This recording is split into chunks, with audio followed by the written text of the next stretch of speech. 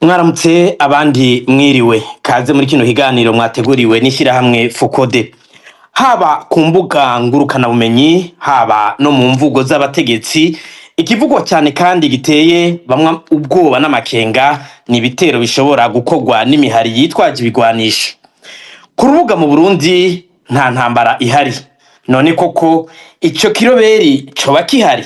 Niba kihari canke iyo mihari y'abagwanyi ivugwa ihari iri hehe ni yabande? Ubwo abarundi ntibashobora kugwa mu mitego y'iperereza? Koko niba hari ibitero vyimirije kuba abarundi bo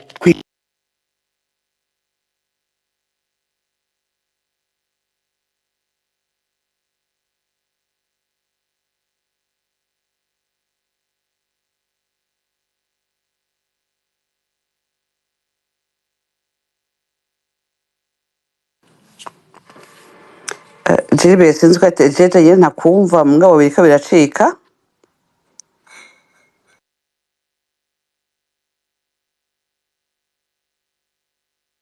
kwita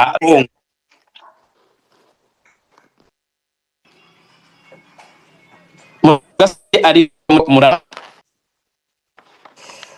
Ntituriko turakumva vyatanguye gucika ugeze hagati ngira ngo wosubiramwo kuko ntituba turafuma canke ukaraba ngira ngo ni ikibazo ca rezo.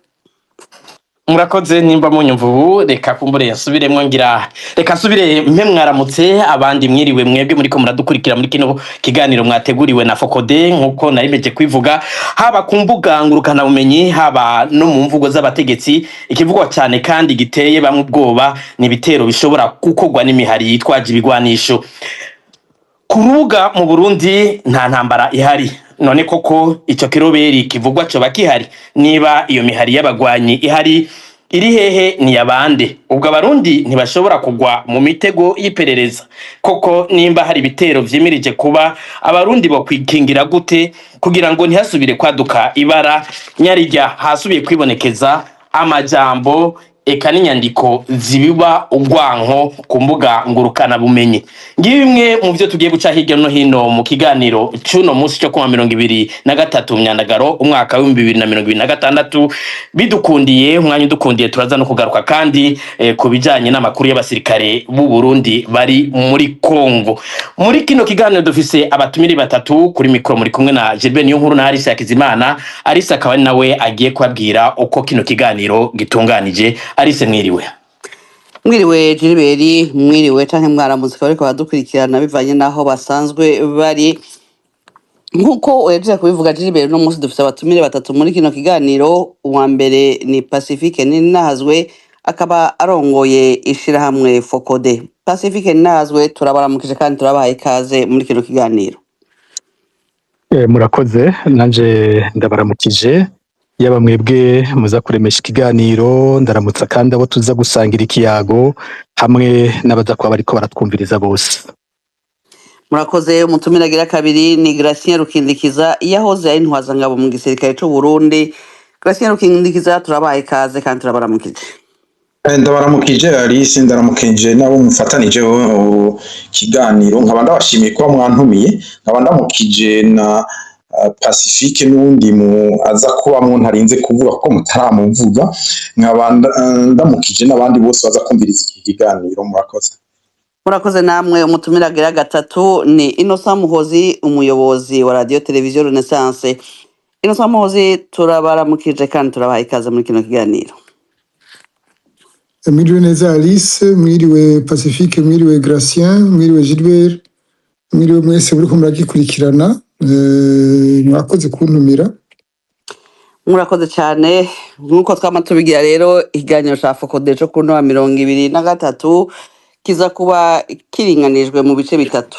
Ubwa mbere turaza guha ijambo bana batumire duhejeje kubashikiriza kugira ngo bace irya nino ibijanye n'ibi vy'imigwi yitwaje ibigwanisho bimaze imisi bivugwa igiye gutera amakaruru k'intambara mu gihugu kibanyi ca Kongo, eka mbere n'amayeri ariko arakoreshwa n'iperereza.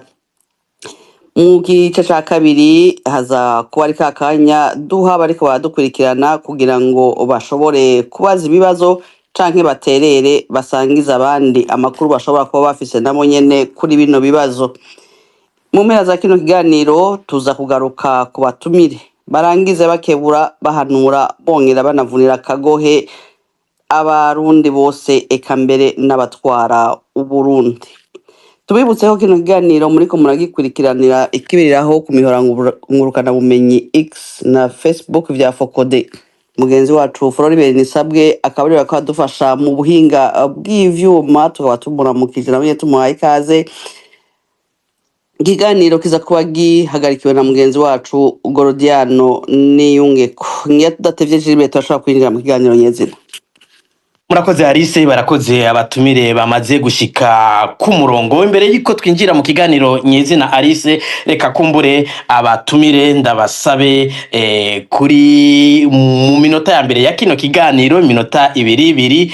Kino kiganiro kibaye haciye amasaha make, hari abarundi bari mu marira. Aka kabazo ngiye kukabaza mwese uko muri batatu abatumire mpereye kuri Pacifique, ngira sinzi ko amakuru mwayaronse, ariko igihe hariko harasha amaduka aho bita kuri Galerie Ndayizamba na Le Parisien, inyuma yaho amakuru twarose nuko umukuru w'igihugu Evariste Ndayishimiye yagiye Gitega guhimbaza umunsi mukuru wo kwigina urupapuro rw'umutsindo rw'umwana wiwe yaronse mu Bushinwa. Ijambo ry'Imana riravuga ngo murirane n'abarira munezeranwe n'abanezerewe. Mbega vyari bikenewe ko Evariste Ndayishimiye yihutira Gitega kuja kwiginana n'umwana wiwe yaronse urupapuro rw'umutsindo, canke yari kugenda guhoza amarira y'abarundi? Akabazo kagira kabiri, nimba mwarakurikiye Reveriyano Ndikuriyo rongoye umugambwe CNDD FDD ari Makamba, yari namu yaravuga yuko kubijanye n'intambara azi imyobo yose y'imbeba, amabuye yose yo mu mwonga ayazi y'inzuzi zo mu Burundi, ariko hageze ko bamubaza bamenyesha makuru kubijanye n'ahahiye yavuze yuko atazi Galerie Ndayizamba aherereye, atazi na Le Parisien. Ino mvugo y'abategetsi Pacifique nazwe mwayakiriye gute? Niko mwishura na Muhozi hanyuma Rukindikiza. Bino bintu biguma byisubiriza mu Burundi bisigaye bigoye n'ingene umuntu aronka ico abivugako. Murazi yuko hari haciye iminsi mike cyane dukoze ikiganiro ngaha. Ikiganiro cyari kijanye n'isoko yahiye Ingozi, twari twavuze ibitari bike. Umva mu mwanya wa mbere haba habaye ibara nk'iri, bwa mbere ni amajambo yo guhoza nk'uko abandi bose bagenda baravuga ati turifadikanije n'ababuze ibyabo mu bihe bitoroshe barimwo. N'amajambo niko kuyavuga, abo tuyibwira kumbure barumva bati n'abandi bavyumvise ko yabaje ko bigoye, mugabo tuguma dusubiramo gutyo umuntu akiraza ati bino bintu bizogarukira hehe? Iyo turiko turakora nk'ibi biganiro tuba twiteze ko abategetsi bo bitoramwo ikigwa kugira ngo vy'ukuri bahagarike kano karanda kamaze imyaka gashira mu bukene budasanzwe abarundi. Inyishu twama twiteze ku mutegetsi, inyishu iba yitezwe ku muntu atwara igihugu mu bihe bene ivyo, hariho uko kwifatanya n'abababaye nk'uko mubivuze, kenshi bitaboneka. Umukuru w'igihugu niko yaranditse ku rubuga rw'iwe, aravuga ko ahojeje imiryango, akavuga ko ayiteye intege ko batohagarika, mugabo ntacyavuga nka leta ico leta igiye gufasha kugira ngo ababuze ibyabo babandanye umwuga wabo, kandi nicyo twama turiko turashimikirako. No kuvuga ubwa mbere tuba twiteze ko babahoza n'ivyo bifatanya nabo bakahashika bakerekana umubabaro. Ubu twarabonye icegera cya mbere c'umukuru w'igihugu yarahageze, nawe nyine ivyo yavuze byadutangaje, mugabo ko yaranahageze nico yari intambwe. Icya kabiri tuba twiteze nico cyuko bifatanya n'ingoga n'ababa bahejeje guhura n'ivyo vyago kugira ngo imiryango nticihagarara. N'imiryango myinshi ubuzima wabusa n'ubuhagaze. Rero yabihambaye ko igihugu gifata ingingo, abantu bahora bariha amakori kugira leta ibeho. Leta nayo ico yategerezwa kubishura uretse kubakingira, hariho no kubafasha kubandanya, narijya babandanya bakacabandanya bayiha amakori. Icya gatatu twama twiteze kuri leta ni kijanye n'amatohoza. Ivyo bintu bitatu bihambaye cyane muri uwo mwanya. rero ibyo twabonye biratangaje. Hari nk'uko mubivuze iminsi mikuru twumvise y'umukuru w'igihugu, mu gihe bariko bararira igihugu ciwe kiriko kirarira, wewe yatunganije umunsi mukuru w'abantu binywera amashampanye, abategetsi bose b'igihugu bahurira iwe, bibera muri izo nzoga zizimvye mu birori vy'agakura, igihugu kigandaye. Ivyo biratangaje kandi ntibanabinyegeze. Twarumvise aya majambo y'umukuru w'umugambwe wumva yivugira ati je bambwiye ngo kwanda izamba harahiye, ngo wowe ninde? Ukabibona bivuga twenga, ukabona nyene ko ataco bimubwiye nk'uko mubivuze. We nyene arivugira ko azi imyobo yose yo mu Burundi, arazi amabuye yose ahari, mugabo hatazi ni kwanda izamba. Jewe mvuka mu ntara ya Makamba, Reveriyano nawe yitwa kwa Makamba. Twese mu myaka iheze umuntu avi Bujumbura aje Makamba, ufata imodoka ije Makamba wayifatira kwanda izamba. Biragoye gose ko umuntu w'Imakamba yabaye Bujumbura ashobora kuvuga ko atazi kwanda izamba, naho yoba yatanabizi. Sinibaza ko imvugo yabikoresheje ari yovuzwe, kuko ari imvugo isa n'agashinyaguro. Birababaje, ariko nibaza ko bikwiye kugurura amaso abarundi, bakabona aho bari, bakabona intwaro bafise uko imeze, bakabona ko ari ikintu gikenewe kugira igihugu cyacu gikire. Ego, akabazo nako nyene Innocent Muhozi. Vyerekana gusa amasoko agera 200 amaze gusha mu Burundi, vyerekana ko igihugu kitagira abayobozi. Igihugu ntigira abayobozi, kuko igihugu gifise abayobozi, irya mbere rimaze gusha hari ingingo zateze kuba zarafashwe kugira n'andi masoko akingirwe, n'ahandi hose abantu bafise ibikorwa mwene ivyo haze harakingirwa, kuko gukingira aho hantu hariho uburyo bwo kuhakingira butari buke. Hari kugira za kizimyamwoto zikwiye ziboneka zishobora kwentervena vuba. Hari guhimiriza abantu nk'uko babivuze bamwe muri bariya bayobozi kuja mu assurance kugira bibaye siri kubahimiriza, byateza kuja mu itegeko, kugira abantu harya amarira mubona, harya amarira bariya abantu ntibariko bararira kubera ibintu byagiye canke iki, harya usanga ari ubuzima bwose bugiye. Urya munyota n'imyaka eforo z'abantu baba baragize n'amadeni baba barafashe kugira bagere harya bari bageze. Ukaje ubona umunsi urabaye, umuriro uraje, byose bibaye umunyota gusa. Ni igihugu gisa n'igihugu kitagira abayobozi, kitagira abayobozi namba. Icya kabiri kuri biriya bya Reveriyano avuga ko imyobo yose mu Burundi ayizi, niyo abayizi si yo Murundi wenyene, hariho n'abandi barundi bayizi. Kandi nk'uko Pacifique abivuze, uvuze ngo urayizi, hari umuntu uzi ko ndayizamba, ntuzi yo Parisien, sinzi iyo myobo uzi ariyo, ngira ziyo mu nzu yiwe nyene. Ariko naho nyene birateye agahinda no gushinyagurira abantu, uri kwiyambaza cyane. Ego. Rukindikiza, namwe mugerageze mukoreshe iminota 2, sinzi ko ari cyo muvuga ku birengeye vyo bagenzanyu musangiye ikiyago hano muri kino kiganiro, baheje kuvuga ku nyifato n'amajambo y'abategetsi inyuma y'ivyabaye. Iminota 2 hanyuma twinjire mu kiganiro nyezina. Ego, ico mvuga ni icambere ntanguriye ku mukuru w'igihugu. Mu bisanzwe umukuru w'igihugu niwe muntu ahembwa neza muri leta, niwe afise bagaburira, niwe baha vyose kugira ngo arabe ivy'igihugu n'umuryango wiwe ntazarawujamwo gose, ntumutwara umutwe. Ariko urabona ko yaciye aja mu vy'umuryango wiwe yibagiye akazi kiwe. Mu bisanzwe je mbona yuko n'amakosa bakomeye kuri we. Hanyuma ngarutse ku isoko, ico novuga, amasoko yose yamasha abaza muri yo bataraza banyeneyo, bashaka mu gitondo canke mw'ijoro buri mu guca, bica vyerekana n'umwanya umwe, bica vyerekana neza mu bintu vya criminology, umuntu atabona neza yuko n'amasoko aba yaturiwe. Ikindi naco nuko amasoko basubiye kuyubaka, abiha ibibanza vyinshi s'abantu bari basanzwe bari ngaho muri ayo masoko, benshi barabatwara, bigaca vyerekana neza iyo biba bivuye ivyo bintu. Hanyuma mwavuze yuko ngo Reveriyano aramwumvise avuga yuko ngo azi imyobo yose iri mu gihugu. Jewe si ukumumenera agatabi, muga nomubwira ko Reveriyano ata myobo yose azi mu gihugu, bitandukanye n'ibintu yavuze ko ngo igihe bamurase yaciye aja ngo kwa muganga baramunyamba bamuteye urushinge ngo acagaruka ku rugamba buno nyene, sivyo, arabesha agenda bibeshutse. Igihe bamurasa baroye kumushira mu bitaro, yagiye mu bitaro muri Tanzania amara y'amezi, ageze kugaruka yaroye muri serivisi y'ukwandika abantu binjira mu kirobere, ntiyasubiye kurwana. Ivyo turaza kubigaruka ko mu kiganiro nyezina nagomba kuvuga yuko ibi byo kuvuga yuko atahazi yuko ari nuko avuga bimwe byinshi babesha, nivyo navuga. Murakoze cyane. Reka noneho tuje mu kiganiro nyezina Alice. Akabazo ka mbere ngiye kugahera kwa Pacifique Nazwe, nibutse ko murongo yishira hamwe Focode muri mu bakurikiranira hafi amakuru y'abasirikare b'u Burundi bari ku butaka bwa Kongo.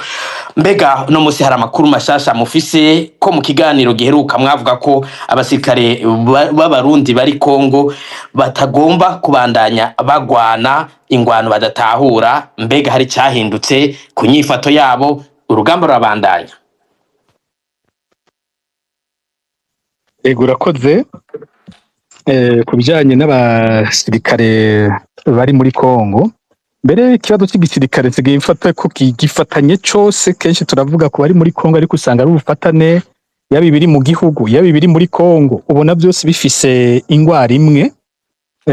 Reka ngende uko mbagije ariko nze gutera nagura nje ku kibazo kinini cy'igisirikare uko kimeze haba no mu gihugu.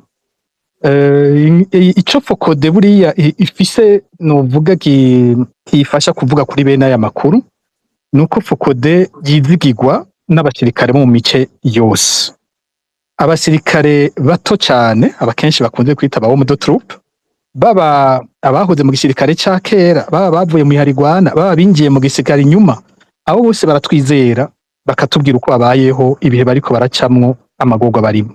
Yaba ugiye ku rwego rw'abasuze officier bavuye muri izo mpande zose mvuze ko ari zitatu, usanga bimeze uko nyene. Iyo twageze ku rugero rw'aba officier bato bato, no kuvuga ba capitaine, ba lieutenant, aba sous-lieutenant, nabo nyene usanga batwitura uko nyene batubwira ivyo barimo. Waja ku ntwazangabo zo hejuru nawo umuce wa mbere aba majoro na ba lieutenant colonel na ba colonel usanga bimeze uko. Twaja no ku rwego rw'aba general nabo nyene hari bamwe bubahuka kutubwira ibibazo biba biriho. Ikintu kitworohereza rero muri ivyo nuko twa dusanga ico twabwiwe n'umusoda muto dushobora kuja kukiraba ku ngazi zisumbasumbanye, hamwe hose ugasanga twakuye amakuru asumbamwe umusoda mutoyi abafise. Ikindi je no kongera ko nuko nabivuze inshuro nyinshi mu biganiro twakoze, ntabwo Focode yigera ikoresha amakuru ava hanze. Amakuru ava dufate nk'ubu muri Kongo bahanganye na M23, ntuzosanga Focode ikoresha bene ayo makuru.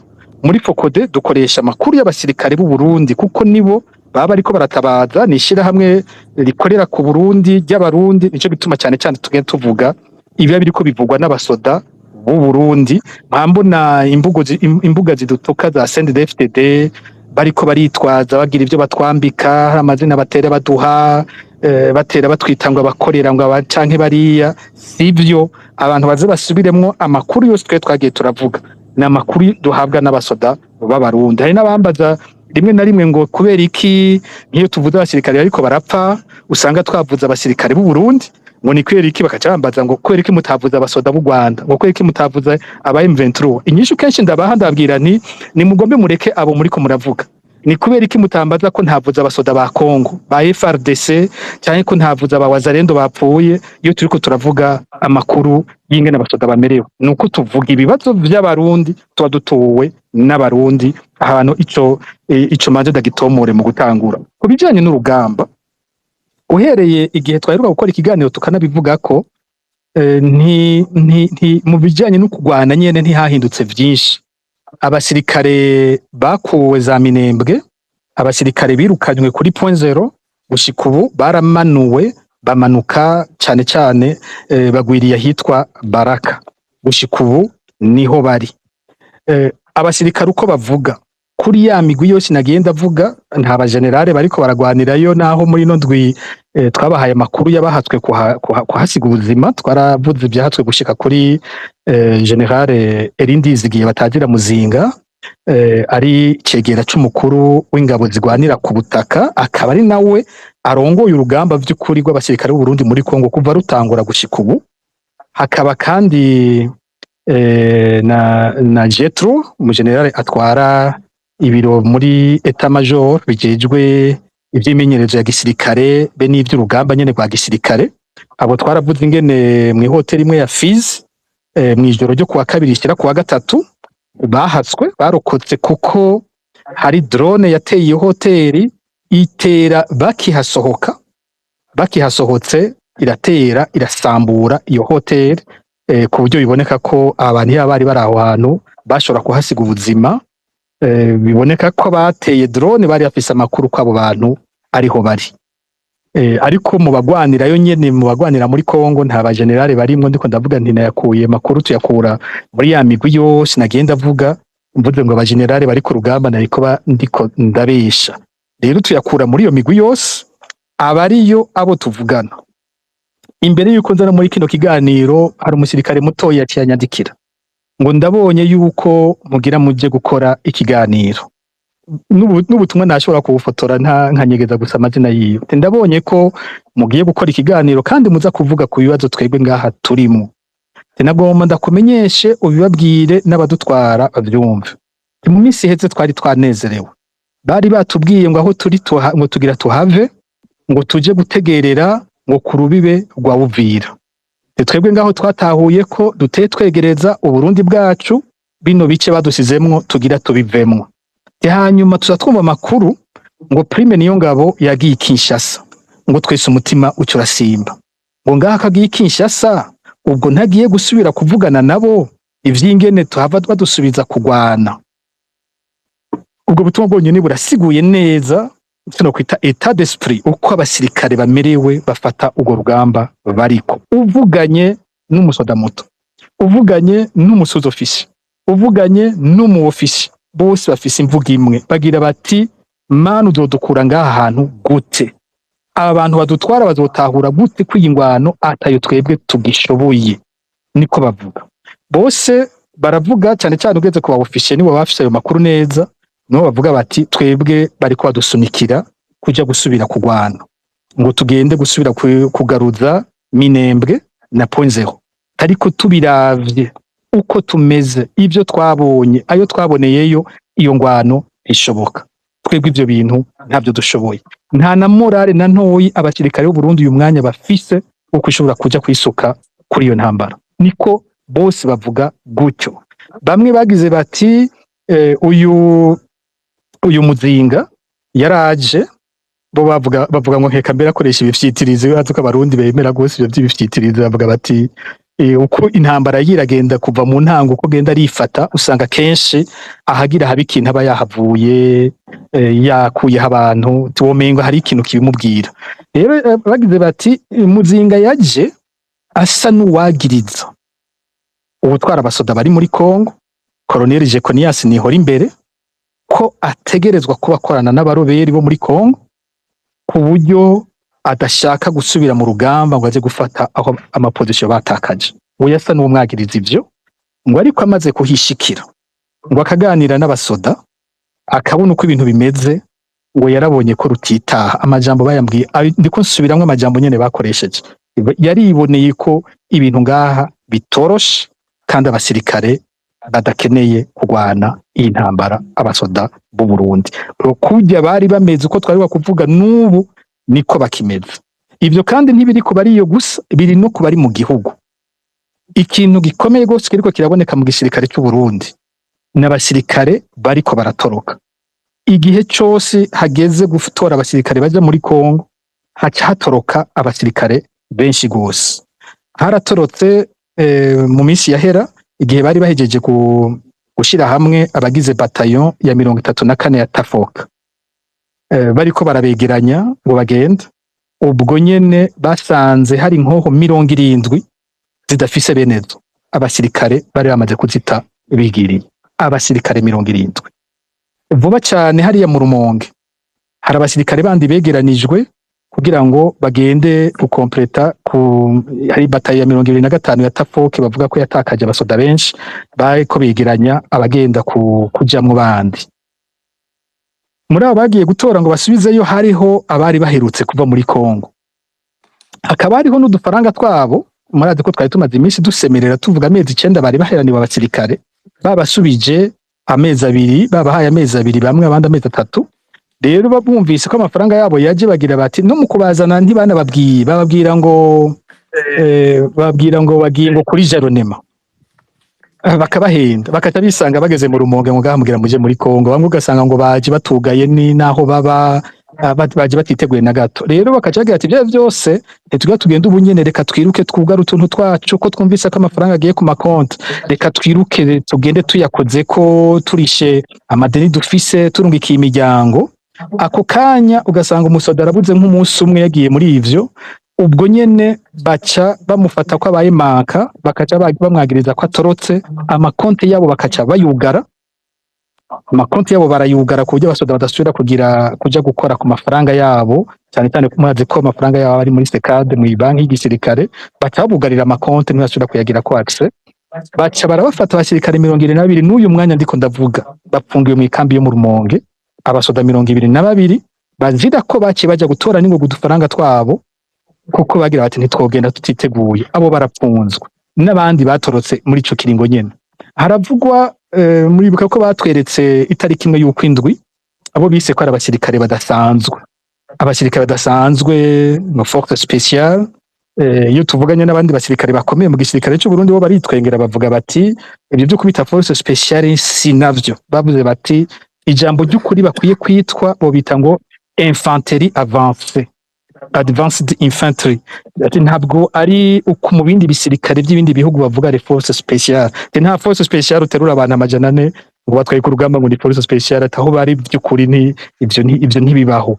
Rero bigishwa cyane cyane kurasa, nabahinga mu kutumbereza mu kurasa, ntabwo ari force spéciale nyene. Rero ico gihe muri baberekana bavuga abasirikare badasanzwe, abo murazi ko babatwaye bavanye kuri defile bacabatwara muri Kongo hamwe muri za Mirembe nyene na Point Zero. Nta n'umunsi umwe bashoboye kugwana, bavuyeyo biruka, bavayo bacaburira ubwato, ubwo nyene basubiza mu Burundi, basubiza mu Cankuzo.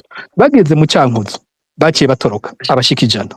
Amakuru dufise yaba ayatangwa n'abasoda bato, yaba ayo twagerageje kuca tubaza ku rwego rwo hejuru, bose baremeza ko uko ari ukuri abasirikare batorotse. N'ahandi ni henshi hose ni kibazo gikomeye mu gisirikare cy'u Burundi. Uyu munsi bavuga ko badashobora gukora ipero, icyo bita gukora ipero mu gisoda. Gukora ipero ni mu gatondo ubutwari kambi avuze ipero abazi abasirikare bose afise uwo munsi uko bongana mu ikambi giwe, ko bameze, nimba hari n'abagwaye, nimba hari n'abari mu ikonje, ibyo ababifise ku munsi. Ibyo rero biraduga gushika ku rwego rw'igihugu, ku buryo umukuru w'igisirikare mu Burundi ku munsi ategerezwa kuba azi abasirikare bose afise uko bangana, n'ibihe bamwe n'abandi bashobora kuba barimo bose, baba abasirikare dushobora kuvugana bari ku rwego rwo hejuru, baba kumanuka kuri izo nzego gushika ku makambi, bose bavuga bati ubu mu gisirikare cy'u Burundi nta pero rishoboka. Igisirikare cy'u Burundi ntikizi abasoda gifise uyu munsi uko bangana. Twarabivuze kuva mu kwezi kwa12 aho abasoda batsindiwe muri mu kya ca Rusizi bagahunga bagata bakiruka, kw'igisirikare cyatakaje abasirikare batari bake.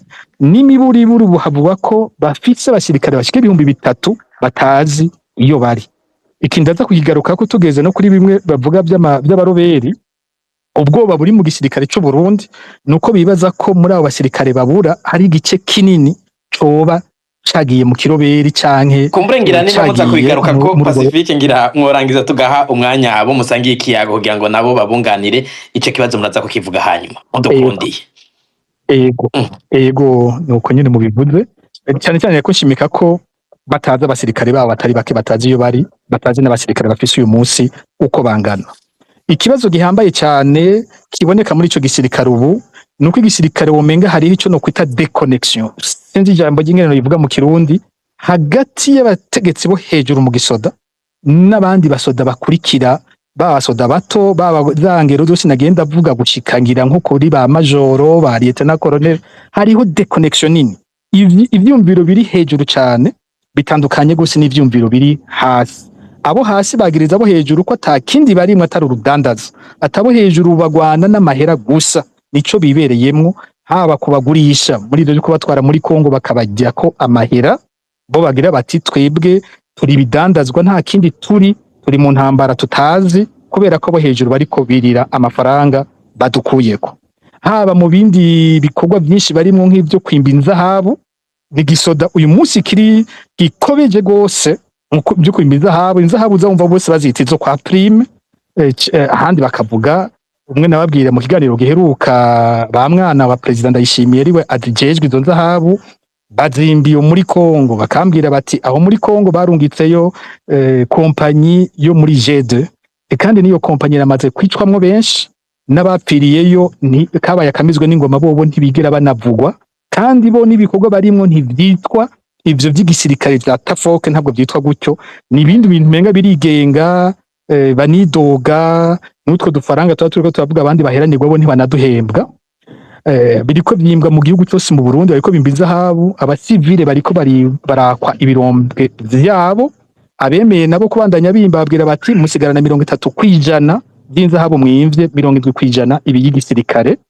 Hari kompanyi, hari abambwiye umugwi ari muto barungitse berutse kurungikwa mu ishamba mu kibira, aho bavuga ko bwa mbere hahorayo position y'abagabo, none ngo abagabo ngo nabo nyene baca biba izo nzahabu, ubu batwaye abasirikare b'abakobwa b'abagore babatwara mu kibira hagati, abo bararira bavuga ati bagiye kuduta mu kibira ahantu kugira bahashike ngo bagenda n'indege, bose bibereye mu kwimba izo nzahabu, n'igisirikare kiri muri ivyo. Hari amagorwa abasirikare bavuga vy'ingene bafungura, bavuga bati ubu baratwimye umuceri, baduha ifu yaboze y'ibigori, mbajije nti ibintu bimeze gutyo kubera iki? Kuko ntabwo umuceri ngo warubuze mu gisirikare, ariko iyo fu yaboze ifise abakomeye bayizanye, ku buryo mu gisoda batagira ingene bayibasubiza.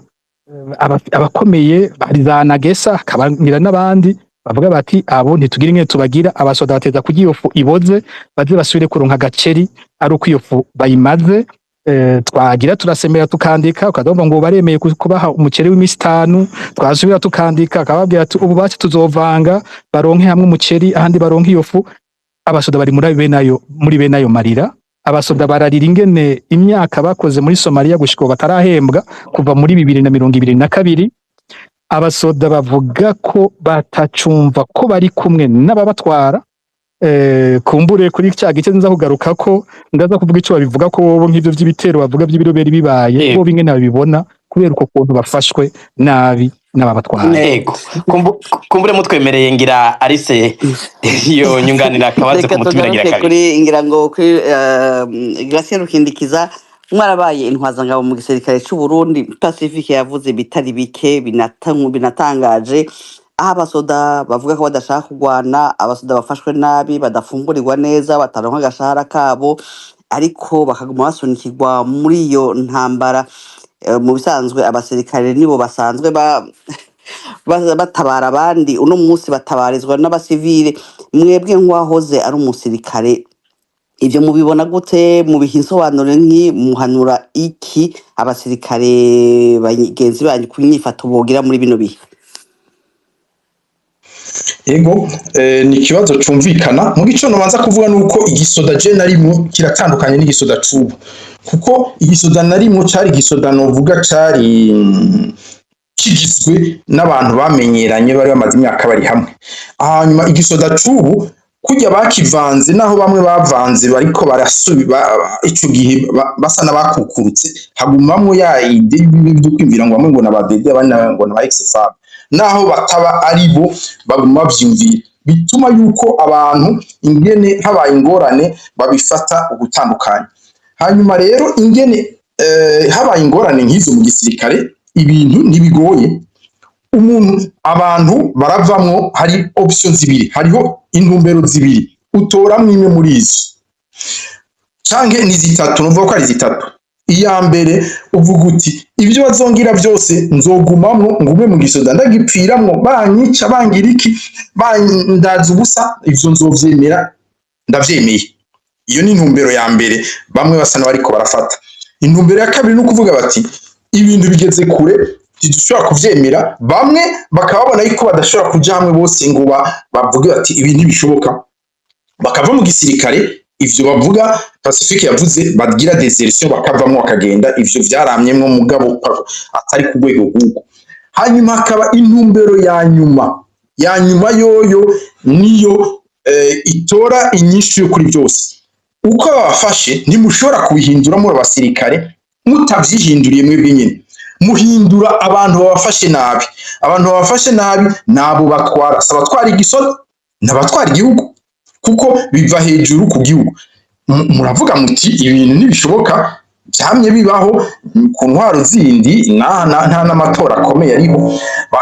Ni ukuvuga yuko murashobora kuvuga muti turasenyuye, turafasha igihugu nk'uko bitegerezwa kuba, tugira ngo twigarukire tuve muri Kongo n'igihugu bihinduke. Nizo ntumbero zitatu gusa, nta yindi ya kane bihari. Murakoze. Murakoze cyane Gracie Rukindikiza. Innocent Muhozi, nibutse ko mumenyesha amakuru kimwe mu vyo igisirikare cy'u Burundi cyagirizwa harimo gukorana n'umuhari FDLR bakoze ibara mu gihugu cy'u Rwanda. Amasezerano ya Washington yatewe kw'igikumu hagati y'abashamiranye muri Kongo harimo umuhari M23 na leta ya Kongo yasabye kurandurana n'umuzi uwo mugwi w'abagwanyi b'intera hamwe, unasaba igihugu cy'u Rwanda gukura abasirikare bacu mu gihugu cya Kongo. Nimba mwarumvirije umushikiranganje w'imigenderanire w'u Burundi yarerekanye ko FDLR isa n'itakibaho, mbere anemeza ko nabo baba basigaye bari mu duce dufiswe n'igisirikare cy'u Rwanda n'umuhari M23.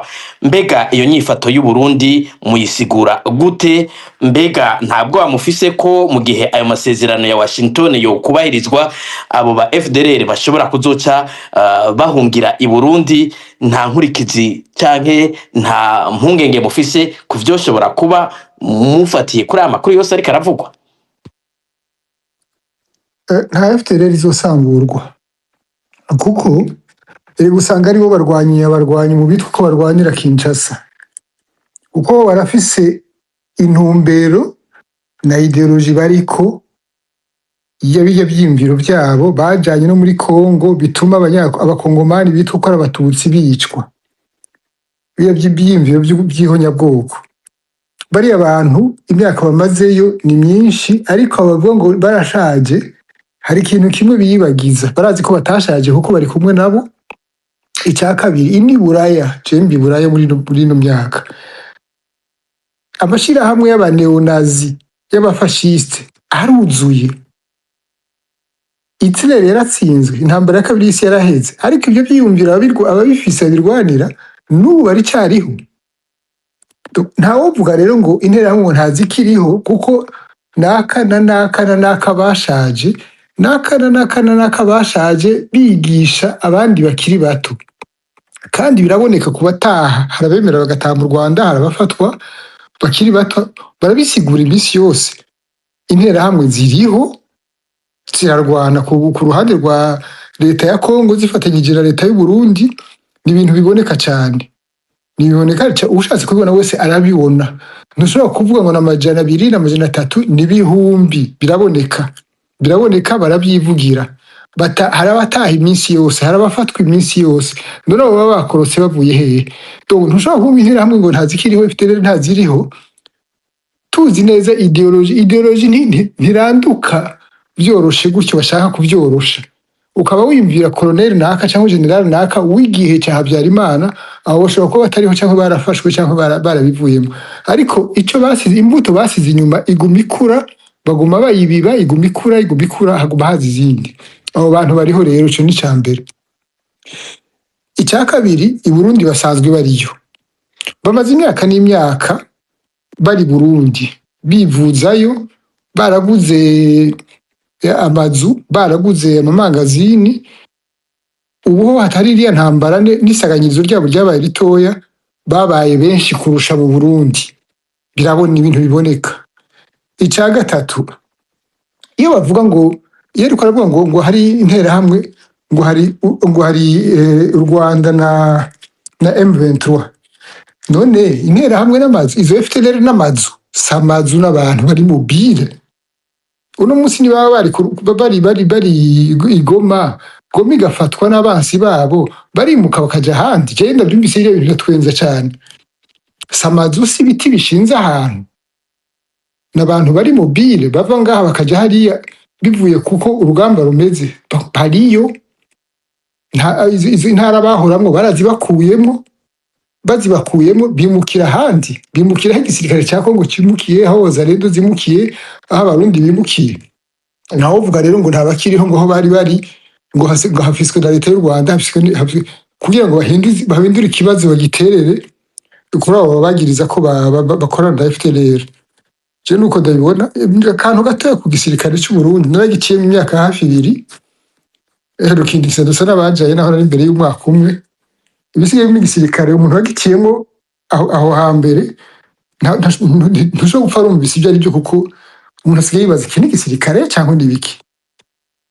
mugabo gisa na leta gisa n'izindi nzego za leta menga ni igihugu kidatwawe cyacitse ikintu cyo kuronderera ubutunzi abantu bangahe kigakoreshwa muri ibyo gusa kujya kwimba gukingira hari aho bariko barimba menga nta gisirikare kikiriho mu Burundi sigaye ari umurwi ikoresha icyo gituma n'abasirikare nabo bagira ahantu bagatakara bakavuga ati biturimo n'ibiki turiko turwanira iki nta musirikare rero akwiye kuvuga ngo ndarwanira iki mu gihe bariko barwanira igihugu arabibona neza arabitegera neza ariko abasirikare bageze aho bavuga ati urugamba ntabwo tujamo ntabwo twumva nuko ibintu biba byarenze urugero byabaye ibindi.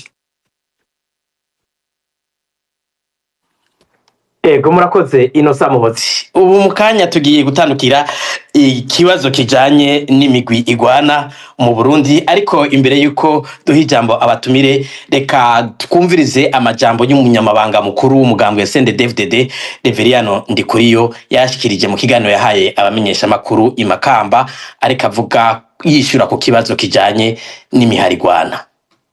Ngo bazavuga ati Ndikuriyo ni mubi, yavuze bazotumara, ndavuze ufise ngo tuzomwica. None se kugwana baraje mu 12 dufata imbere yabo 12 barinjiye mu Cibitoke twarabamaze bose. Mu 12 barinjiye mu kwezi kwa 12 bose barabishe. Mu 15 binjiriye mu kibira ikabarore bose barapfuye. Rero ivyo kuvuga ngo imigwi yego kugwa kuko telefone bwanyu baridagadura kitwa tuti cyabo karusizi tukonje kivero duheze ega vyita guheza uya dukije baramukorerako je aka kantu karanyohera nzabambema n'umuhefine w'umusuma nagiye mu Cibitoke mu 2008 hazi imyaka 18 ngiye mu Cibitoke ndi komiseri mukuru ajeje ubuzima bw'umugambwe. Ubuzima bw'umugambwe no kuvuga umutekano w'umugambwe n'abagumyabanga. Nababwiye abanyacibitoke n'ejo nabibukije ndi hazi imyaka 18 mvuze nzabampema n'umuhungu wayo avuga ku ndapfa kugira nemere yuko akomeye nari muhira iminsi 2 tumukoze ko inzara z'inkono. Nene imyaka 18 yeze 2008 heze 18 nimutoze mara utuntu twidagadura twebwe imboto z'igisoda twifotoza yo reka hageze kugwana umwanya muto bazingira inyuma bazingana n'umugozi bashira inyuma.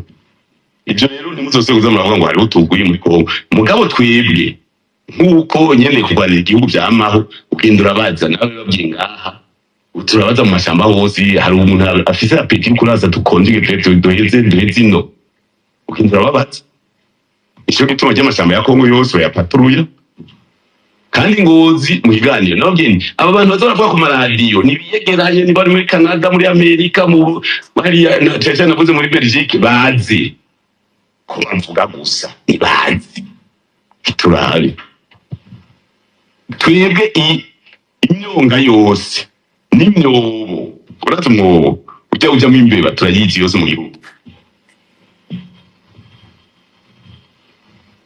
n'amabuye yose ari mu myongo muri ukinyegezamo yose araharuye nibinjire uko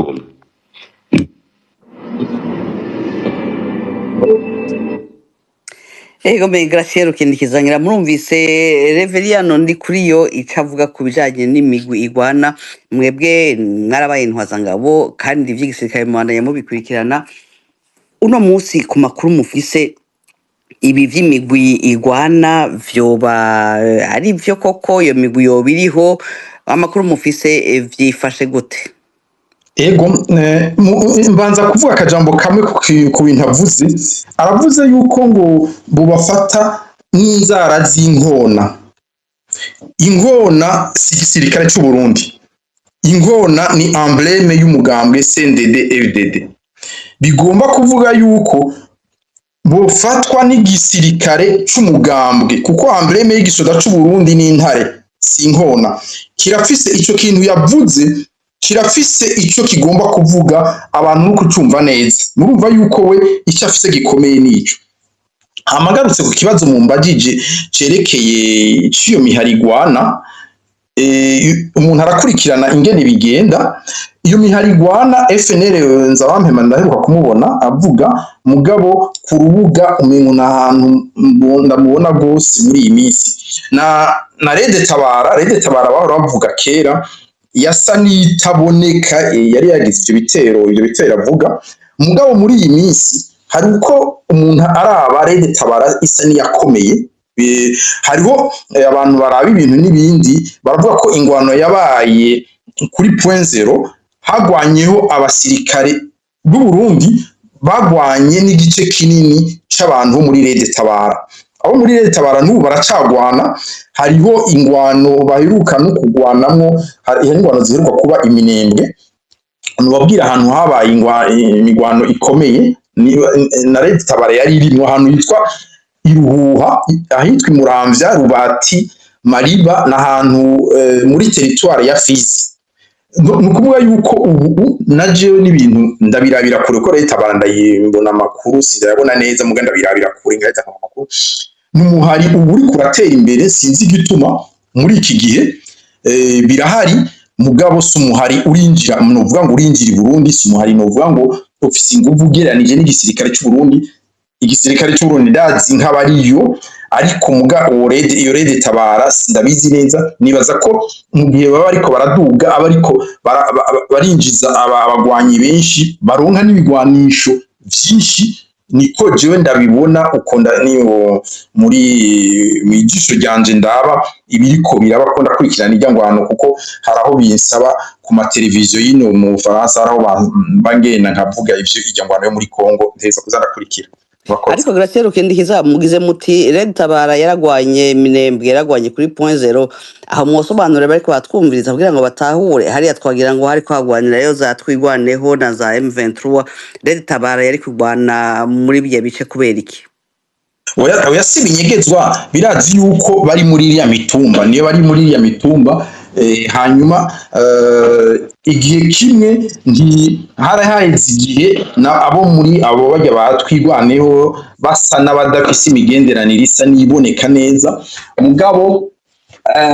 mugabo muri iyi minsi urabona ko je nibaza yuko basa n'abagwana bari hamwe, bafise umwasi umwe aza kubatera, ni ibintu byumvikana yuko baheza bakagwanira hamwe kubera baronse inguvu. Nibaza yuko baciye bagwana hamwe. Ivyo ni ivyo umuntu abona, sinobasigurira, sindi muri Rede Tabara ngo menye igituma bagwanamwo, mugabo ubu baragwanira hamwe. Ego Innocent Muhozi niutse kumumenyesha amakuru ngira kumbure mwebwe mwa mufise amakuru arenze ayo Graciela ukindikiza afise. Aravuze ati ndafise y'ijisho ndabikurikirana hafi, ariko kumbure ngira mwebwe mumenyesha amakuru muratohoza. Mbega icyo kiroberi kivugwa kirahari na Rede Tabara cyangwa hari n'abandi? Amakuru mufise avuga iki? Hanyuma nubwo tutavugishije amajwi yose yandi kuri yo, nimba mwaramwumvise yaravuze ko mu Burundi atayindi ntambara izosubira kuba kubera ko ata mpamvu yotuma havuka ikindi kiroberi. Ivyo muravyemera? Eka mbanze mpere kuri ico muri rusange. Inzira yonyene gutuma ata ntambara iba mu gihugu no kuzuriza abantu. Utuzuriza abantu iminsi gahera, imyaka igahera, ubu uri kuratera intambara ntiterwa n'abo boba bateye baba hanze cyangwa bari mu gihugu, iterwa n'ibikorwa na leta. Mu ibyo bikorwa na leta bikimeze ukuri aho intambara ni ngombwa izoba kuko nta muntu yemera guhonyerwa ku izosi, gukererwa, kunyagwa, kwangazwa imyaka yose. Ibyo si mu Burundi gusa, ni mu bihugu byose byo ku isi. Umuntu n'umuntu, umuntu utamutunganyirije, utamwubahirije mu byiwe, aragera avuga ati oya, ari ugupfa ndapfa, ariko ntibishobora kubandanya gutya. Aho ni muri rusange, ni muri rusange. Ngarutse ku mirwi ivuga ko Rwanda leta baririho imaze imyaka myinshi. Hariho n'abandi bashobora kuba bari kumwe nayo uno munsi. Uko iminsi ihera, abo basoza bose wumva batoroka, abo badeserta, wibaza ko baja hehe? Abo bandi ni bande Innocent Muhozi kumbure abari kuratwumviriza, abo bandi muvuze bari kumwe na leta bara ni bande? Oya simvuga ngo bitwa gutya batarivuga, ariko abantu bariho benshi. Nukuri je ndakubwije ukuri, hari abo nzi n'abarundi nabahoze mu gisirikare, nabavuye mu gisirikare, n'urwaruka rusanzwe bafise urugamba rumwe na Red Tabara nyene. Abo bantu bariho kandi bazoguma baba benshi uko ibintu biba byunyuka mu Burundi. Abantu bariho ntihagire ubesha ngo nta bariho. Nibagera kuvuga ati twitwa banaka canke turi kumwe na Red Tabara canke ikibazo by'imenyeshereza se no bivuga, ariko abantu bariho. Red Tabara iriho, iraboneka, imaze igihe nkuko yariko arabivuga Rukindikiza, yarageze igihe ubona ko inguvu zaheze, basigaye ari bake batakigira inguvu, ariko biraboneka ko ubu basubiye kugira inguvu. Nabo bandi bari kumwe nabo n'abandi baguma babasanga bavuye muri abo basirikare nyine n'ahandi. Ni ibintu biboneka neza ko abantu bariho, kandi birya uyu mugabo w'umugambwe avuga, erega burya utsindwa cyangwa utsinda bifatiye cyane cyane kuri koze uriko urarwanira.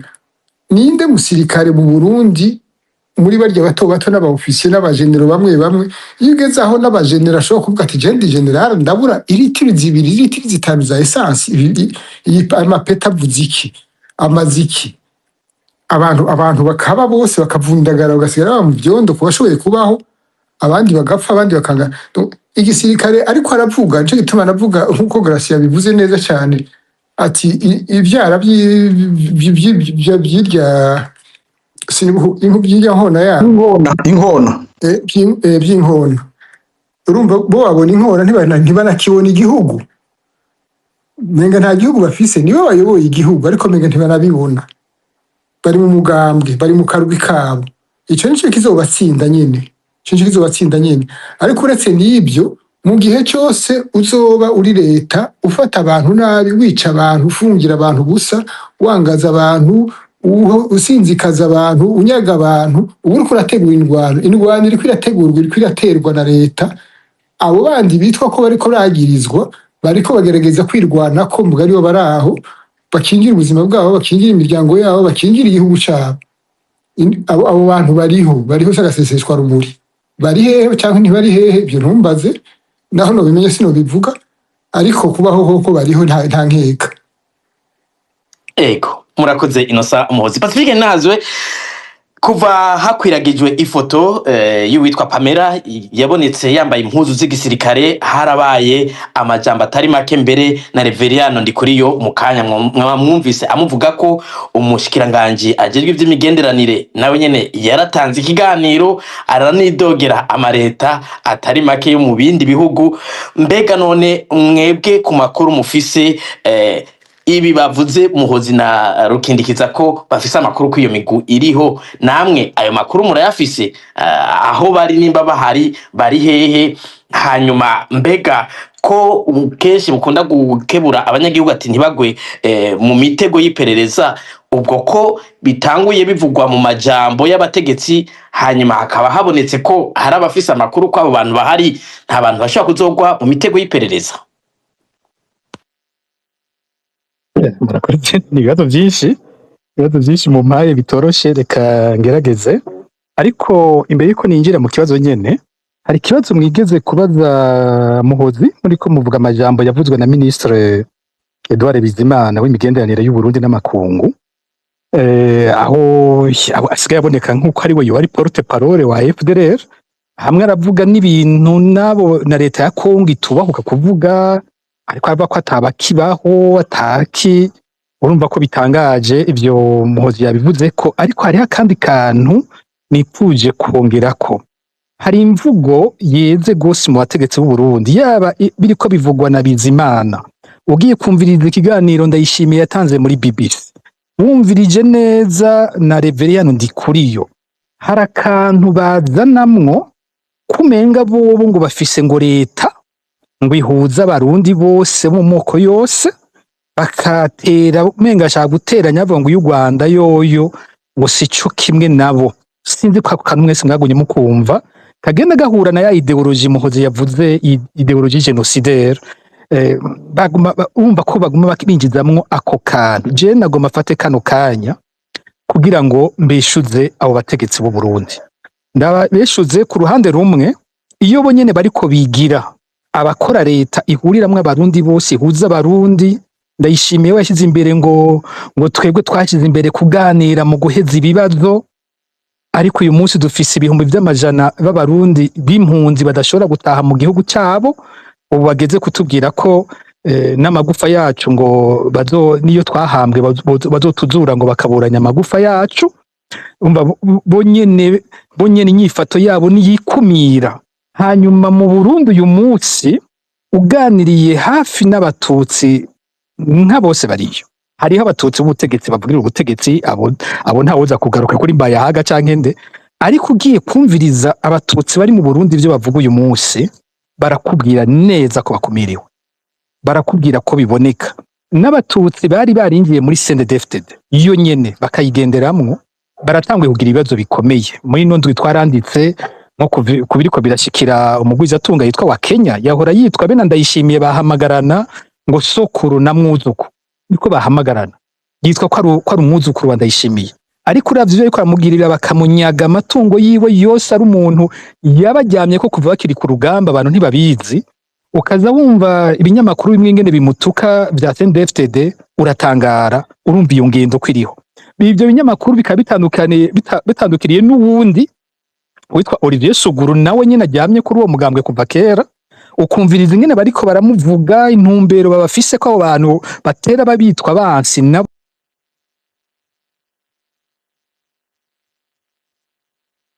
nyene batwebwe turi hanze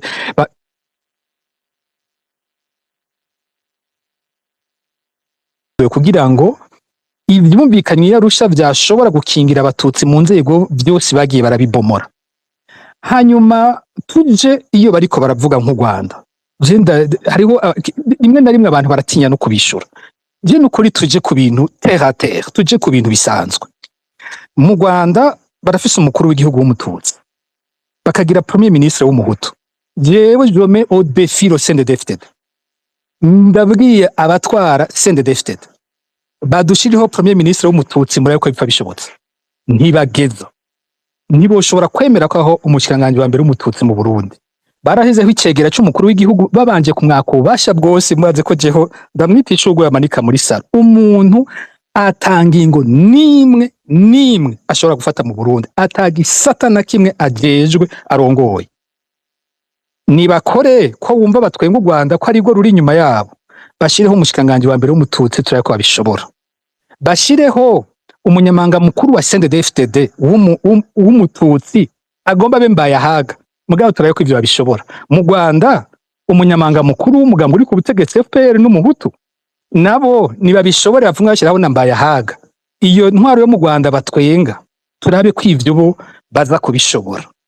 Ugiye mu Rwanda, umushikanganje wo kwivuna abansi ni ntwazangabo yahoze mu gisirikare cya kera. Iwacu mu Burundi ayo yari amategeko yuko umushikiranganje araba igipolisi n'umushikiranganje araba igisirikare badashobora kuva mu migwi isa. Uravye kujya bahora bagwana kera igisada cy'u Burundi ni kiroberi, ivyo vyarazira, bikongera bakaca hamwe hose, umwe avuye mu kiroberi undi yacava mu gisirikare. Kuva igihe hariko haravugwa cyane ko Kararuza yoba umushikiranganje wo kwivuna abansi, ama ambassade ariko arabisaba kugira hubahirizwe ayo masezerano, maze ko Kararuza yaciye yicwa bagize bati abasoda b'u Burundi nibamenye ko ata mu ex-FAB tuzopfa dusubiye kwemera kwabo mushikiranganje wo kwivuna abansi. Abo bavuze ivyo bakoze ivyo nibo bariko batwenga intwaro y'u Rwanda yoyo ishobora gufata uwo mu gisirikare banesheje, igisirikare batsinze, bakamuzana bahagira umushikiranganje wo kwivuna abansi. Twebwe iwacu yabaye amasezerano batigeze bashobora kunesha ico gisirikare, bikanka ko bagena ubuvuye muri urwo rundi ruhande. Abo bantu bafise yahe mareson bashobora guha u Rwanda. Iwacu dufise intwaro y'abantu barira baguma bavuza induru, ugasanga ku rundi ruhande mu Rwanda ntibabishura barihorera, abantu bakahava bemerana ibintu ngo nuko biri. Intwaro iri mu Burundi ni intwaro y'amacakubiri ku rugero rwo hejuru cyane. Nta yindi ntwaro nibaza dufise mu karere ari intwaro yo gukumira, ari intwaro y'amacakubiri nk'intwaro dufise mu Burundi. Aka kantu numvise ntoshobora kukarika, ingene ico kinyoma bandanya bakikwiza, kandi ari ibintu biboneka neza ko ari binyoma atanaho bitaniwe mbere n'intwaro iri mu Rwanda uravye ivyo bobo bariko barakorera abatutsi mu Burundi. Rero nje ku bibazo bambagije bitari bike kumbure ndiyaduhava tugenda turacamwe imice. Ku kibazo kijanye n'amakuru mfise kuri ibi vy'abaroberi, kenshi nkunze kubaha amakuru ava mu nzego. Ndamaze mu biganiro vyaheze kuvuga amakuru atangwa n'abahinga ba ONU ya Groupe d'Experts des Nations Unies. Ayo narayabahaye ko bo nyene bandika ko Red Tabara iriko irakomera kandi ko babona umenga iriko yegera imbibe zo Burundi. Ivyo biranditse, naramaze kubivuga ngaha. Ivyo numvise muri iyi misi heze kenshi ndacukumbura nkabaza mbega muri izo nzego, mbega muri G2 mufise ibiki, mbega abategetsi bavuga ibiki. Ijya foto ya Pamela igihe isohotse umengo yabaye nyamugigima mu butegetsi. Nyamugigima ije gute? Reverend Ndikuri ariko aravuga ko ata mpamvu nimwe yotuma abantu baja gufata ibigwanisho. Ariko aravuga ko ahandi iyo bavuze bavuga ngo n'u Rwanda ruhenda abantu ngo baje ngo muri Red Tabara kugira bayikoreshe, mugabo nkuko umengo sugushaka kwa Barundi, kuko Abarundi nyene bo cyavuga ko atambo bafise yo kuja mu rugamba. Ariko igihugu naho cokomera gute, naho coba gikomeye gute, nta gihugu na kimwe cokumvisha abantu bo mu kindi gihugu kuja kwemera gupfa mu rugamba rutarwabo batiyumvamo. Ndivyukunda abantu baja ku rugamba kubera ko baseserewe, abantu bafata umuheto kubera ko bumva atarindi saganirizo basigaranye, nkuko umuhozi agiye kubivuga. Icyo gutinya ntigikwiye no kuba ngo abaroberi, icyo gutinya si kuvuga ngo Red Tabara, icyo gutinya ahubwo naka karenganyo kari mu gihugu. Burya bagiye kugwana naka karenganyo bakora, uko gupfungira abantu ubusa, uko kunyuruza abantu bakabugwa irengero ryabo, uko imigwi yose itwawe ibona ko iriko irarenganywa, abasirikare bidoga avuga ati turiko turagurishwa ntitukira abantu, nta teka tugifise. Aho navuga kare sinavuze nti vya bigori ariko basunikira ko ivya Nagesa vyagiye mu gisoda bijana no mu maprison mu banyororo. Ni ukuvuga yuko abatwara igisirikare n'abatwara Uburundi ari ku rugero rwo kumva umusoda bamufata nk'umunyororo. Ibintu vyo gutabwa basanga bo bigaburira abanyororo bakaca bigaburira n'abasirikare. Abasirikare nibo banyororo ku ntwari hari ku bwabo n'abandi banyororo. Abo gutinya nabo kuko ako karenganyo nyene niko kazosunikira abantu ku rugamba, niko kazosunikira baja kuri Red Tabara canke naho ubundi muhari. Nako karenganyo ntabwo ari amareta yemeza impamvu abantu baja ku rugamba. Ntabwo ku gihe ca President Buyoya ariwe yemeje ngo FDD ngo CNDD-FDD irafise ngo impamvu yo kuja ku rugamba. La cause si guverinema iyemeza, la cause n'abanyagihugu bagowe bisanga atakindi bari bugire. Rero amakuru ariko ava muri ubwo butegetsi navuze nti umenga yabaye nka nyamugigima. Kubera iki?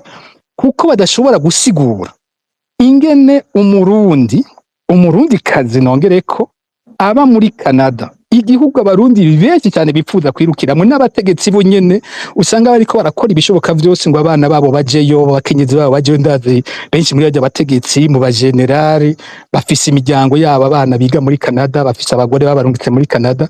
Ugasanga ico gihugu bose bikimeze nk'indoto kuri bo. Uwagezeyo afise y'urugo, afise y'akazi, aravuye iwe nyine arikuyeyo araje kuba mu ishyamba muri ayo mashyamba ya Kongo akaza kubaho atazi ko bukeye azoba akiriho. Ico kintu carabajugumije kuko bo nabo mu mutima wacu bavuga bati ico kintu gishobora gutuma umuntu ava hariya akaza mu ishyamba rya Kongo akemera gupfa ni giki. Yakoze iri ngaho, yakoze ivugwa na ndi kuri yo wenyene.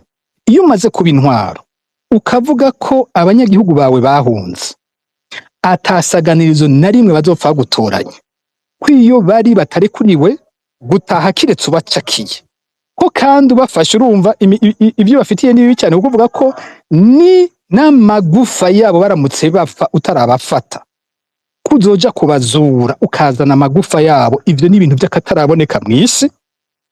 Ubundi umuntu apfuye urubanza rwiwe ruba ruheze, n'ubwa mbere tuvyumvise umuntu yumvamwo inzigo imwe itari bwigere ibaho, kandi mu kubivuga murumva ko yavuga ngo ba, ntiyavuze Niyombare gusa, yavuze ba Niyombare. Ba Niyombare ni bande? Ba Niyombare hari Niyombare nyene, hari abandi. Ubwa mbere turi ku rutonde rw'abantu 34 twaciriwe urubanza rusa n'ubwo Niyombare yaciriwe. Ni ukuvuga ko twese turi muri uwo mugwi wabo bantu kizira ko baba mu Burundi. Naravuze mu kindi kiganiro nti kenshi bavuga bo, ariko baba bariko bavuga abatemera bose ubutegetsi bwa CNDD-FDD n'abagwanije ikiringo cya gatatu cya Nkurunziza, kuko abo bandi ntibabavuga. Mugabo bo dufise bagenda barafata bakanyuruza batashe bavuye hanze, bose bari muri uwo mugwi w'abakiriya gihe biyamirije ikiringo cya gatatu cya Nkurunziza. Ni ukuvuga uwo mugwi wose iyo bari hose nibamenye ko intwari hari temera ko arabarundi, ivuga ko itegeza kubica n'ibiziga vyabo n'imva zabo izokurikira iyo bari muje kubagirira nabi. None wamaze kuvuga ivyo niki niyihe alternative ubuhaye abo bantu kiretse ko babwiye uti nimba muri abagabo genda namwe mufata umuheto muze duhangane kuko sinkibemera ko mukiri n'abantu. None abasigaje iki bamaze kubabwirwa iyindi cause ushaka ko bazoronka isumbiyo ni yihe? Uyu munsi nyene ndiko ndavuga muri Focode twibuka uwitwa Christophe Niyonzima w'Ibusoni mu Kirundo, yaratashe mu Burundi mu mpera za 2020. Ndayishimiye tanza kamo ngo abahunze nibataha. Christophe Niyonzima arataha abo mu taximene mu itariki 23 z'ukumunani 2021 afise taxi yiwe ava mu Kirundo aje Ngozi. Ageze ku masanganzira asanga iperereza rya gisirikare rirongowe na Lieutenant Colonel Libert Niyonkuru baramufashe bamwijiza mu modoka y'igisirikare. Kuva ico gihe yaba imodoka yatwara yaba uwo muntu ntituriga dusubira kumutora. Ico yazize ni giki? Yari umunywanyi asanzwe, yari mu bantu biyamirije ikiringo cya gatatu cya Nkurunziza. Abo ni bamwe ba Niyombare batakirekuriwe kuba mu Burundi, uko vyogenda kose arabicwa n'intwari mu Burundi, n'igufa ryabo litazoboneka kuko nimba baramwishe gushika uyu munsi ntituzi amagufa ya Christophe Niyonzima iyari ntamva yiwe tuzi. Ni ukuvuga ivyo bamugiriye n'ivyo badutegurira twese. None abantu maze kubagira gutyo hari ikindi cyo bagisigaye ko bisanga bafata umuheto. Rero ijya foti ije bwa mbere bwumva mu bategetsi ubwoba bwinshi cyane. Arabakenyezi babo amakuru batanga bariko baravuga usanga bose batibarariraguye. Binatubaye ko tubona abategetsi bacu batari hamwe, bari divise, barimwe amacakubiri hagati yabo. Wumva ubwoba bwinshi gose buri ndani mu butegetsi, ariho havuye ibitutsi, induru, ibintu twabonye ku mbuga ngurukana bumenyi zitandukanye. Mu gisirikare naho nyene ubwo bwa bwagezeyo.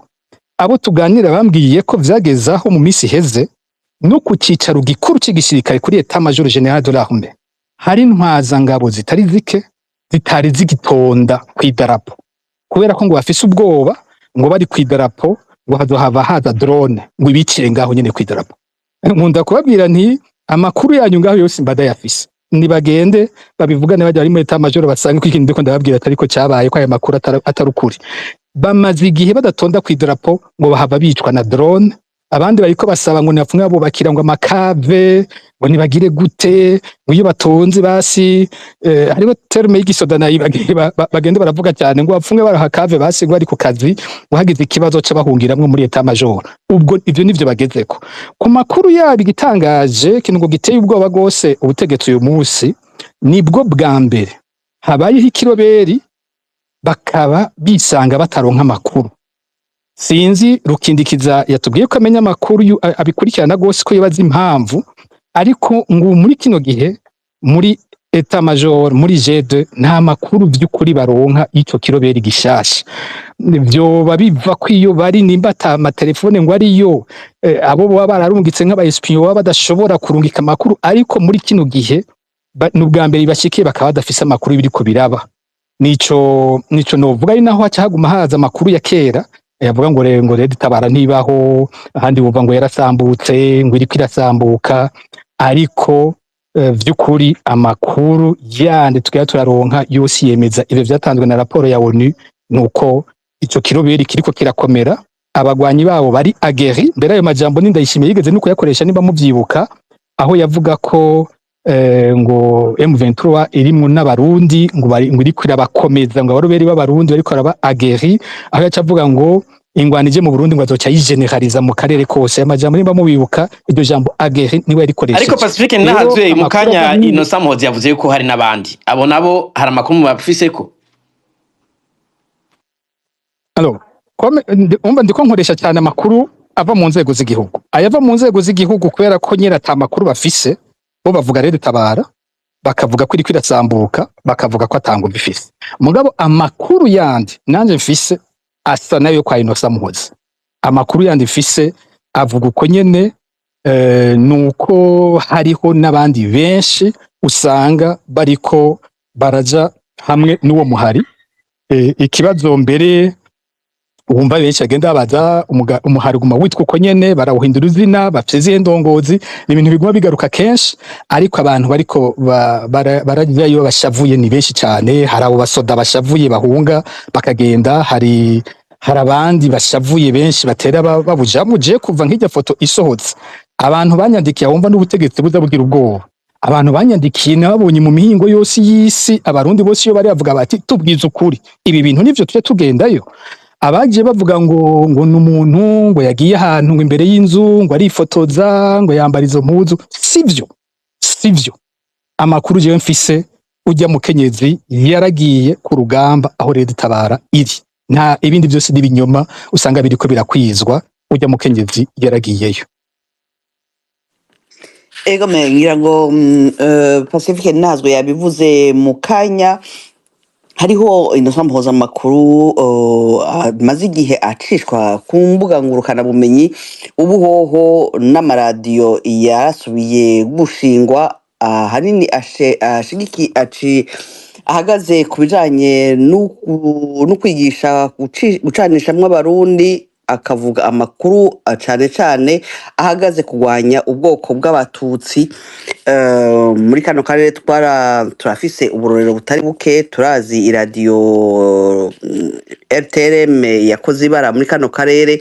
Uno munsi mwebwe nkumenyesha amakuru Innocent Muhozi ntabwo bamufise ko hamwe hogira batera iyo migwi iri kwiyegeranya, abanyagihugu cane cane mu bwoko bw'abatutsi bashobora kugwa mu mporera kubera izo nyigisho ziriko ziratangwa.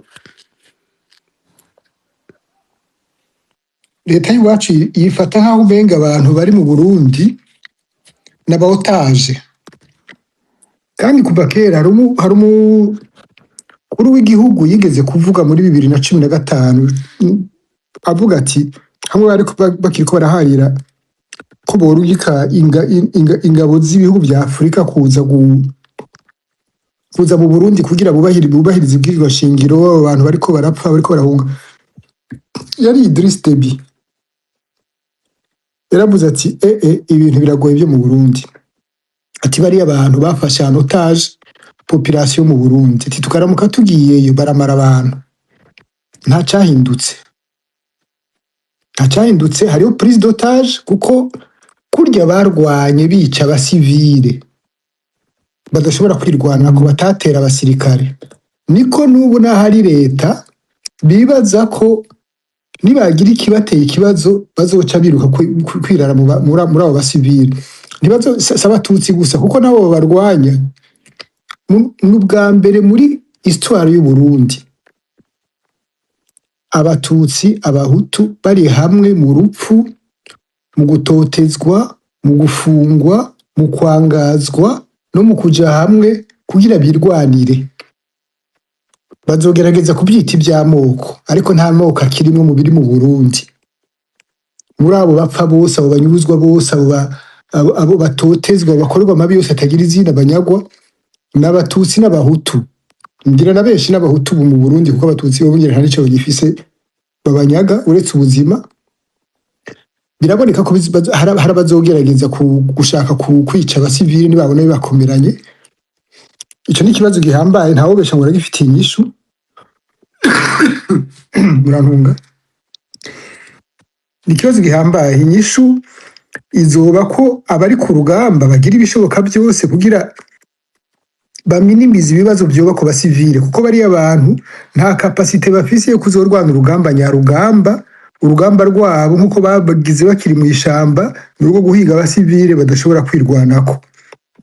Ico kibazo kiriho, ntawe uvuga ngo ntakibona, ntawe uvuga ngo ntakiriho. Kiriho, barafise aba otage, ni prise d'otage. Hari prise d'otage ugira gute none uramuhebera aba otage akamba yari washatse, akaba yanigaguye washatse, yagize ibyo ashaka. Sinzi nta nyishu ndagifitiye, ariko ikibazo nico kiriho. Biraboneka muri rya mvugo ya Reveriyano n'abandi bamwe muri bo. Ejo bundi mwarabonye muri rya ma video twaguma turonka twese kuri ziya nzu ziriko zirasha kwanda izo bariko barasha na Le Parisien. Hariho abantu bariko barafilma umwe avuga ngo abatutsi izi nzu bazubatse ngo atamanoro bese aba batutsi. Inzu ziriko zirasha ntawe uzi cyazituriye, wari muri abo batutsi. Sinzi ko ari abo muri documentation, sinzi abari bo, ariko ni ngombwa. Biraboneka ko ikibazo nyamukuru bashaka c'intambara mu Burundi naho gihagaze. Ikibazo nyamukuru ntigihagaze kunesha bari abantu, gihagaze kuri umuntu akingire gute abantu bari mu Burundi, kuko nabo niho bazi ko bafise ico bazovuga ati murahirahira ndabamara, murahirahira ndabamara, murahirahira ndabamara. None iyo ni leta, raison de plus pour kwirwanya, kuko usanga ufise inyamaswa ariyo iri hejuru y'igihugu cyose ivuga ati ukakaza ndarya bari ngaha n'ahandi twaratevye kugira ico dushikako. Kubwabo ikibazo cyo nico kiriho kiraboneka, sinobesha ngo ndabona inyishu yacu. ariko inosa muhotengeraga umuntu yavuga ati iyo ntambara murashigikiye abashaka gufata ibigwanisho, mbe nta bundi buryo bwo guhindura ibintu mu Burundi atari gufata ibigwanisho? Abise ndi impunzi, ndi muri bamwe bacirwa urubanza rwo gufungwa ubuzima bwose. Ninde nishe, ninde nibyo, ninde nakubise, ninde nta numwe. Cyo kimwe na benshi muri barya bari muri rya rutonde cyangwa bose abagirizwe ikintu bashatse gutabara igihugu. Ureke ibyo, cye kubwanje tumaze imyaka ingahe 10 hafi 11 igira ishike niba ntihenze, twese dusemerera ati nyabona ni habi ibiganiro, ni habi ibiganiro, ni habi ibiganiro. Hari n'ibiganiro nagiyemo bigitangura nkiri Burundi, aho President Museveni yaza, nari nkiri Burundi. Turasubira turaja Entebbe, niho narindi naho nyene hari amatentative y'ama negotiation, harajemo ibya Mukapa. Ubu nta n'ukibwa ibyo kugira ibyo kuganira. Uragerageza ukarondera inzira zose zishoboka, imyaka 11 imyaka ingahe bari abantu bakubwira ko atagituma baganire iki nande atawuriho n'ibinabiri. Harabaguma basemerera nabonye witwa Semerera ngaha. Hari n'abandi bahanura uko bashoboye, n'abandi bavuga toya naje ndumuntu ndafise uburenganzira bwanje, ntawe nsaba uruhusha kugira uburenganzira bwanje ndabure couvre. Umuntu amaze kuvuga rero ati ntawe nsaba uruhusha kugira ndekuvura uburenganzira bwanje, uwe umubwira gute ngo reka ntibikunda. Abantu n'abantu uko nyene hageze aho abantu bavuga ati ari ugupfa turapfa, mugabo ibintu ntibishobora kubandanya, ikiba kiraba. Murakoze Innocent Muhozi. Gracier Rukindikiza, nibutse ko muri intwaza ngabo mu gisirikare, mwaraciye mu gisirikare cy'u Burundi, mwarabonye ingwano zabaye. Mu kanya Muhozi aravuze ati ikizoba gishobora kuba ariko inyishu y'ukuntu abantu bokingirwa niyo ntabona. Mwebwe nk'umusirikare hari inyishu mubona kugira ngo ntihazosubire kwaduka ibara mufatiye ku kuntu ingwano igihe imihari yagwana yagenze mugafatira n'amakuru mufise ku ngwano zibera mu karere ntabwo amufise ku ibara rishobora kwaduka mu Burundi. Ni gute nk'umuhinga mu vya gisirikare canke azi ibintu vy'ingwano abanyagihugu bategerezwa gukingirwa kugira ngo ntibagwe mu mporero?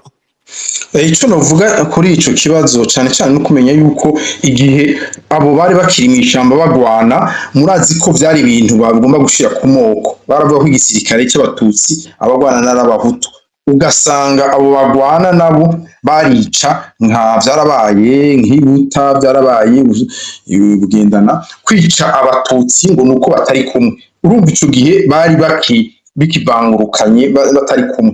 Ubu muri iki gihe ingwano yose iba, Muhozi yabivuze neza, harimwo ubu nta vy'ubwoko bikirimwo, igisirikare kirimwo bose, abo bantu bagwana barimwo bose. Kandi nuvuga yuko naho abatwara umuperezida nabo bari kumwe baba barabahutu, abantu bicwa bose ubu si abatutsi n'abahutu.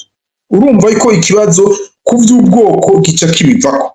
Mugabo rero hari ikibazo cyane cyane tutamenya tudashiramwo gisa n'icegereye ingwano ishoboye kuba ibaye i Burundi, naho yoba itabaye hariho ingorane zihari.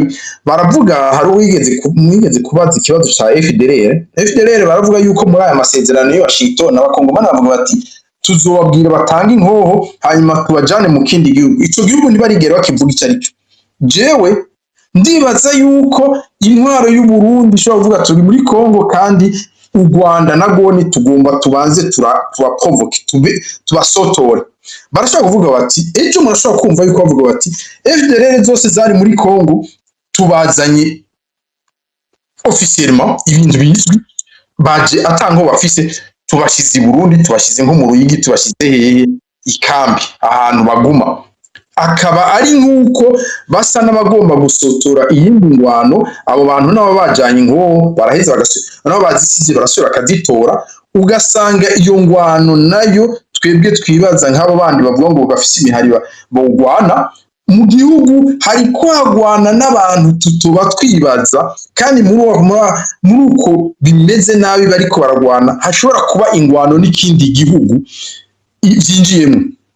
N'ibintu atawuzi iyo vyoja, n'ibintu ata muntu yoshobora kumenya neza ingene bigiye. Mu gisirikare baramenyereye abantu ko ingwano ibitumbereye, ubuzi bugwana ubuzi nawe ukuri. Mu gihe hagiye kuzamwo abandi bantu utaruzimwo, aba FDLR bashoboye kuvyinjiramo tuvuge bakabajana i Burundi, ico shobora kuba nuko n'igisirikare c'u Burundi cokuraho coba kitaye inguvu gose, kuko mumenye neza yuko aba FDLR bariko bagira inguvu nyinshi kurusha igisirikare gisigaye c'u Burundi. Igisirikare gisigaye c'u Burundi, mvuga abasirikare ukwemwe bakomeretse, ukwemwe bapfuye, ukwemwe abandi babahamutse batagomba kuja mu ngwano. Aba FDLR bakafise n'abasirikare mu batayo yo muri Kongo, y'igisirikare cyo muri Kongo. Mumenye yuko n'ibintu vyovangikana nabi. Kuri jewe ingwano y'abarundi ku barundi n'ingwano vyoba, mugabo ikintu giteye ubwoba gose ku barundi, ku banyagihugu b'abarundi, ni mu gihe FDLR nayo yoba iroyemwo, bavuze bati tuyijanye mu Burundi. Ego. Imbere yuko tuja mu gice cya kabiri, Pacifique Ninahazwe mwaranditse cyane kuri ano ubutumwa canke ibikwiragizwa bijanye no kubiba ugwanko, muranavuga mbere mutanga n'uturorero tw'amaradiyo abiri. Mufatiye kuri aya makuru yose twumvise, nta bwoba mufise, muhanura iki abantu? Hanyuma mbegaho mwebwe muri Focode ko mwavuze ko mufise amakuru yuko hari abashobora gutera, Muhozi mu kanya aravuze nk'umenyesha amakuru ku kibazo Arisa mubaje ati mbega urashigikiye ko hoba ingwano? Mbega mweho nk'uwo muri societe civile nk'urongoye Focode, namwe mushigikiye ko haba ingwano nubwo mubaronderwa murimo? Ikingira nta n'umuntu yoba kikibaza Focode, turabisigura inshuro nyinshi cyane aho duhagaze. Abantu baharanira agateka kazi na muntu mu bisanzwe ntibaja muri bene ibintu byo gufata umuheto, ivyo ntibirimwo. Fokode nka Fokode yonyene iyo ntije mu vy'ingwano, nta muhari n'umwe mu bafata umuheto uri kumwe na Fokode. Ivyo twama twabitomoye, ngira nta uzoza kubitubeshera.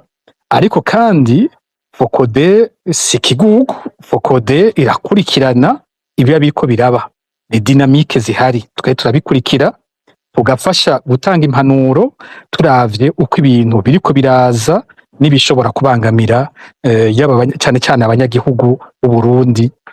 Tunasaba ko hafatwa ingingo ziba zibereye, zaba izofatwa na leta y'u Burundi, zaba izofatwa n'amakungu, ingingo zigafatwa kare kugira zikize igihugu cy'u Burundi. Rero aho ibintu bigeze uyu munsi, abarundi basa n'abatawe, baratawe ntibagira gitabara, baratawe baricwa na leta yoteje kubakingira, leta itemera kuvugana nabo badasangiye ivyumviro. Bagenzanje bayivuze bikwiye, ngira sinokwirirwa ndabitebako. Ikindi bashimitseko kindi nuko iyo ngwano, naho wumva ubutegetsi butanguye izo mvugo z'urwanko, atari ingwano y'amoko. Abariko baragirirwa nabi mu Burundi uyu munsi n'amoko yose, bari mu moko yose. Ugiye uravye nk'ivyo CNL bakorerwa mu Burundi birarengeje urugero. Uravye n'aba bandi bose urabona ko ari impande zose. Nka twe dukora ku vy'abanyuruzwa bakabugwa irengero, uwo tubaza ati mbega ni benshi n'abahe mu banyurujwe, vyo tugora kuko dusanga ari bose abantu banyurujwe muri iyi myaka 10 iheze, bari mu moko yose ku rugero k'umburengero rushobora kungana, basombanye bosombana gato cyane. Ni intwari igirira nabi bose. Abo basirikare ndiko ndavuga barira, bari mu moko yose, harimwo abagwanye muri CNDD-FDD. Abasirikare batoyi bararira cyo kimwe n'abandi basirikare bavuye ahandi. Amagorwa kubura igitoro, ejo bundi ndiko ndavuga ya magorwa y'abasirikare, ejo bundi abasirikare b'Ingozi bategetswe giturumbuka, barateze giturumbuka. Umukuru w'ikambaza bamubwiye bati buriya abasoda bawe tubakeneye mu Cankuzo, kubera ko ari wateza kuja kugira tafoke ya 35. Umukuru w'ikambi ati none mwe murambwiye ngo abasoda banje nibagende, none uburyo nkoresha burihe, igitoro kirihe, imodoka zibatwara zirihe, ko ari ko vyari kugenda. Wumviriza itegeko n'iryo, tubakeneye mu Cankuzo. Abantu bagiye n'amaguru, abasirikare bavuye Ingozi bashika mu Cankuzo n'amaguru, kuko nta modoka, nta gitoro, nta buryo bwo kwiyunguruza buriho. Abo basirikare bari muri ayo marira ya gutyo, bavuga ati none ibi bintu tugezemwo nibiko. Abo bagizwe ivyo n'abahutu n'abatutsi. Amarira rero ari hose. Hari ikibazo mwambagije buriya ntishuye, kumbure ngira no cyambaza akaba ico cimikako. Ikibazo mwambagije muti imitego y'iperereza muri kino gihe havugwa aya makuru yose. Imitego y'iperereza iri kwiraboneka. Twarakoze ikiganiro gikomeye twari twahariye imitego y'iperereza ry'u Burundi. Nohanura abantu ko bosubira bakacumviriza muri kino gihe kizobafasha gose. Hariho benshi bama banyandikiye ko kiriko kirabafasha, bariko baragirwa ko bene iyo mitego. Ariko mikuru ni iperereza ry'u Burundi rikora gute? Iperereza ry'u Burundi cyambe nabwiye ni iperereza ryubakiye kuri mbanga matwi. Ntabwo ari iperereza rikoresha ubuhinga, ni iperereza rihagaze ku kumviriza. Abarundi nabo bakaba abantu bivugira ivyabo byose. Uzura uvugishije umurundi ukamutelefona ubwo nyina cyanyarutsa ukubwira ngo jewe ngo mbega biwacu urabazi, ngo twe turi banaka twavanaka, ngo burya koloneli naka ni mwene wacu, ngo naka uzi nuko abarundi bameze. Ivyazi byose ashungurura byose mu biganiro bisanzwe vyabo. Rero iperereza ryoroherwa n'aba barundi bameze uko babayeho, bavuga ibintu byose bazi. Umuntu ikintu amenye si wabona aronsa abagiha, agiye mu kabare makuru yose yumvise agenda yatanze, atabanje guharura ati mbega ibintu ndiko ndavuga nta bantu bihava vyicisha, ivyo ntumubaze, si wabona aravuze. Rero icambere nico ni mbanga amatwi. Abantu mu byo baganira, mu byo bavuga, bakwiye gutangura gushiramwo ubwenge, bakiyumvira bati mbega iki kintu mvuze cyari gikenewe ko ndakivuga, mbega iki kintu mvuze ingaruka zacu zishobora kubizihe. Namye mbwira abantu ni ubu nyene urabonye umuntu umubonye aha nakarenganye, uwo muntu urazi ko aronderwa n'ubutegetsi bw'u Burundi, wewe ukaca wiruka abo muhuye wese ngo urazi ko mbonye naka. None urazi ko mu gutanga iyo nkuru gusa uwo muntu ushobora kurara umwicishije utabizi ko umwicishije. Rero abarundi aha hantu n'ukuri iperereza niho rishira inguvu. Ubu zaburaya mu bihugu hose bararungitse imbonera kure zijejwe kumviriza gusa. ikindi abantu banihenda ko kuri ivyo ni ukwibaza ko iyo bavuze imbonerakure, iyo bavuze abakorera iperereza, kenshi umuntu yiyumvira mu bo badasangiye ubwoko, ariko iryo perereza ririko rikoresha abatutsi batari bake muri ivyo bintu. Nko mu bihugu byo hanze hariko hakora cyane abatutsi bakoreshwa n'iperereza ry'u Burundi, aribo bagenda kumviriza, aribo batumwe bati genda mutumenyere nakana nakabarihe, nakana nakariko bakora iki, nakana nakabari. N'ivyo biriko bikorwa n'abatutsi batari bake ivyo bintu. Rero uwo mutego abantu twatanze impanuro yavyo basubire bumviza kijya higaniro kizobafasha. Umutego ugira kabiri iperereza ry'ubundi rikoresha ni infiltration. Iryo ngira sibo bonyene n'amaperereza yose ngira ku isi. Infiltration ni ikintu bakoresha gose hafi bose. L'infiltration ni iki? Nuko mu mugwi wose babicura ko woba utari kumwe n'ubutegetsi bagerageza kuronka y'abantu babo. Niho nabwiye mu kanya nti imwe mu ngorane muri renseignement militaire bavuga ko bafise ubunyene nyene batari ko baronka amakuru ya rebellion, nuko ubu badafise abantu bariko barabahayo amakuru ngo aho hari nabo bari bararungitse bashobora kuba baramenyekanye. Rero akaba n'izo ngone za communication ubu ntibafise amakuru y'ibiriko birabera muri Tabara ubu nyene, ariko nico kigwanisho bahora bakoresha. Abo bantu baba bafise baba barimwo abizigirwa, baba barimwo mu bafata ingingo. Ugasanga iyo abantu bavuze bati turafashe ingingo y'ikintu kinaka kizokorwa cyangwa turungitse abantu hanaka, imbere yuko abantu bava no mu kibanza barimo i Bujumbura baba biteze, niho usanga abatari bake baca bafatwa ni kumbire n'ibyo bikorwa barungitse ko batabishoboye. Rero infiltration ziri mu migwi yose, bari mu migambwe, bari muri societe civile, bari mu maradiyo, bari maho mu mihari nyene ivuga kwigwana.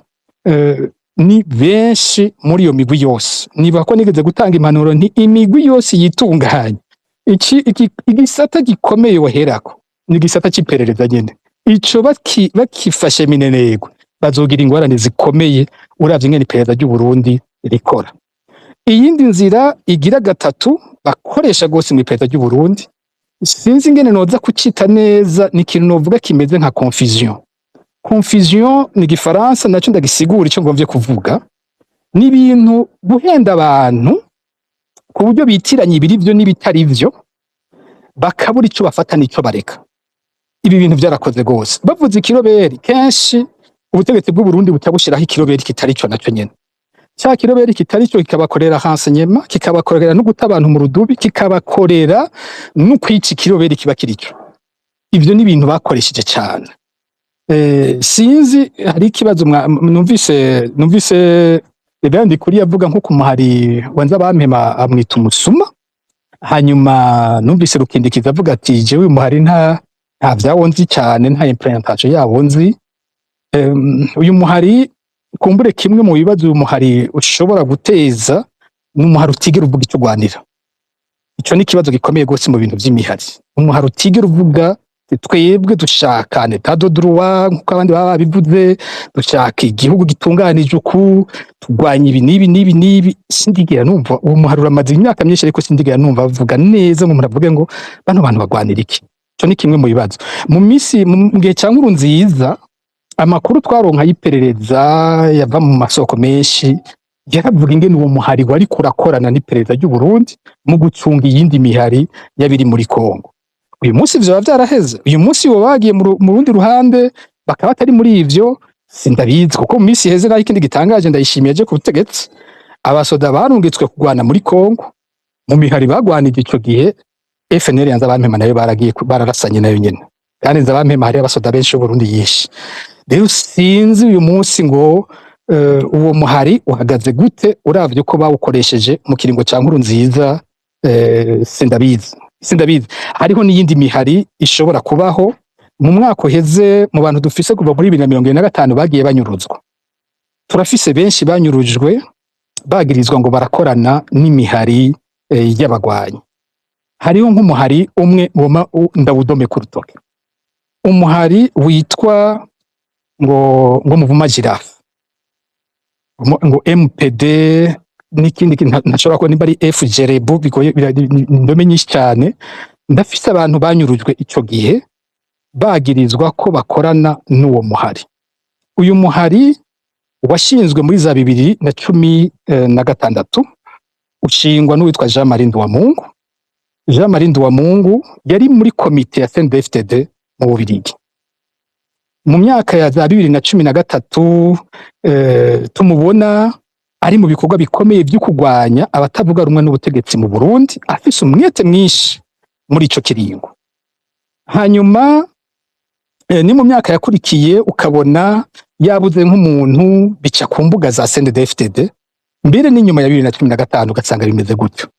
Uyu muntu yarashinga umuhari, uyu muhari wiwe aja mu rwaruka ruri mu bihugu bitandukanye, harimwo abantu bitwa ko batavuga rumwe n'ubutegetsi, arabinjiramwo gose. Nk'abajya twumvise bafashwe bitwa Barabine, Harabine yarabaye aserukira uwo muhari muri Mozambique. Hari abandi benshi bitwa ko babanje ikingo cya gatatu usanga barahamagawe gufasha uwo muhari.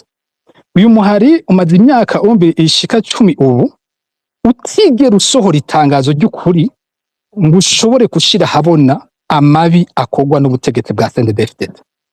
Jewe uyu munsi ndashobora kuvuga ko mu makuru mfise hari yemeza ko uyu muntu yivuganira na Evariste Ndayishimiye, banava hamwe mu Giheta, akamuha amakuru haciye nk'indwi y'ibyo aba yaronse vyose ku batavuga rumwe n'ubutegetsi.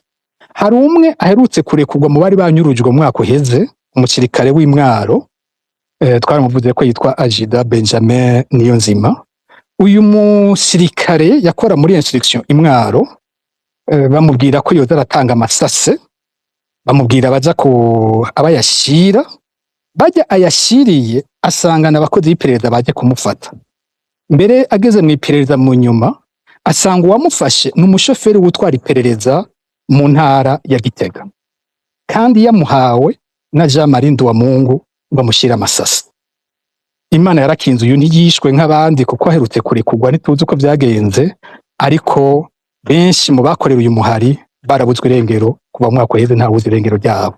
Hariho n'abandi rero, kimwe ndiko ndavuga cya confusion, abantu bakwiye kugira ubwenge bwo gushobora kubona ibintu biba biriko biravugwa. Havuzwe imihari, CNDD-FDD izobaha ibindi mihari myinshi, igikorwa cyawe kizoba ari ico gucuvya abantu no guhenda abantu. Ikindi cabonetse muri iyi myaka ni ibi bintu byabonetse ku mbuga ngurukana bumenyi. Nico kindi gisata ubu iperereza riko rirakoreramwo gose, kandi kiriko gikoreshwamwo amafaranga menshi cyane y'iperereza. Ku mbuga ngurukana bumenyi hari inzira zibiri. Hari inzira z'imigwi ijejwe kwigisha urwanko, yo usanga yitwa ko ivugira abahutu. Nawe uzubona ngo Murundi cakenge bitangura byitwa ngo Muhutu cakenge, nawe uzabumva radio nka Rondera FM atakindi iriko irakora atari gutuka ngo abahima abaki. U Rwanda nuko hadutindi radio ubu yitwa ngo Siguvuze, nayo nyene niyo yigisha bimwe nariko ndavuga biriko biravuga kuri Basuguru na bawa Kenya n'abandi, twese irikwa iradutuka ivyo vy'amoko. Hari izo mbuga ziriko direrekana ko ikibazo cy'u Burundi ari cy'amoko, ikibazo cy'u Burundi kiriko giterwa n'abatutsi. Ubwo n'uruhande rumwe. Iperereza ryo nyene riko rirakoresha n'izindi mbuga zikoreshwa n'abatutsi. Nabo zibabwira iki? Bo zibabwira iti genda mwerekane ko mugwanira abatutsi, muce mutuka uwundi muntu wese yitwa ko ari mu rugamba rwo kurwanya CNDD-FDD. Izo mbuga murazizi, ibiganiro mwirirwa muravyumva, bikorwa n'abatutsi bitwa ngo ariko bavugira abatutsi. Igikorwa cyabo kikaba kugwanya ikintu cyose kiri structure cyitwa ko cerekana amabi akogwa n'ubutegetsi bwa CNDD-FDD. Ico gisata kiriko kirakorerwamo cyane. Ikindi kintu kiriko kiraba muri uyu mwanya ni abakozi b'iperereza bari mu bicanyi rurangirano, bariko barungikwa mu bihugu bitandukanye, vyaba ibihugu byo mu karere k'u Burundi, za Kenya, mu Buganda, n'ahandi. No mu Rwanda baragerageza bo, ariko ho ntibarungika bene nabo babazwi cyane. Ariko muri ibyo bindi bihugu ndiko ndavuga barungika abantu bazwi cyane. Nk'ubu uzobona ngo muri ambassade i Kampala ngo barungitse Olivier Nibitanga. Olivier Nibitanga yahora ari buramatari mu Rutana, azwi yatwaye iperereza mu ntara nyinshi nka za Muramvya, za Kirundo, za Ngozi. Umuntu azwi mu bwicanyi bwinshi, harimwo inyuruzwa ry'umumenyesha makuru Yohani Bigirimana n'uwo bamutumye kumufata, nawe nyine yahavuye anyuruzwa. uyu muntu arungitswe mu Buganda yitwa ko ari umukonseje ajejwe iby'umutekano kubera ko hariho aho bagiye kurondera muri ico gihugu.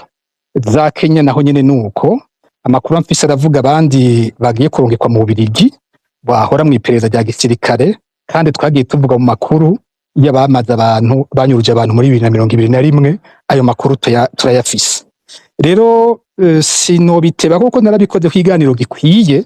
Imitego ya mbere ihagaze ku vy'abantu bivugira, hanyuma hari izi nyigisho zicuvya ziyovya zizana confusion mu bantu, abantu bakiyita abagwanira une cause, bagwanira ikintu abantu bose bumva, ariko intumbero yabo nyamukuru ari yo gutuka abagwanira cya kindi bariko baravuga ngo baje kugwanira, kugira abantu rero bace bayoba babura uwo bakurikira, babura uwo bari bwemere.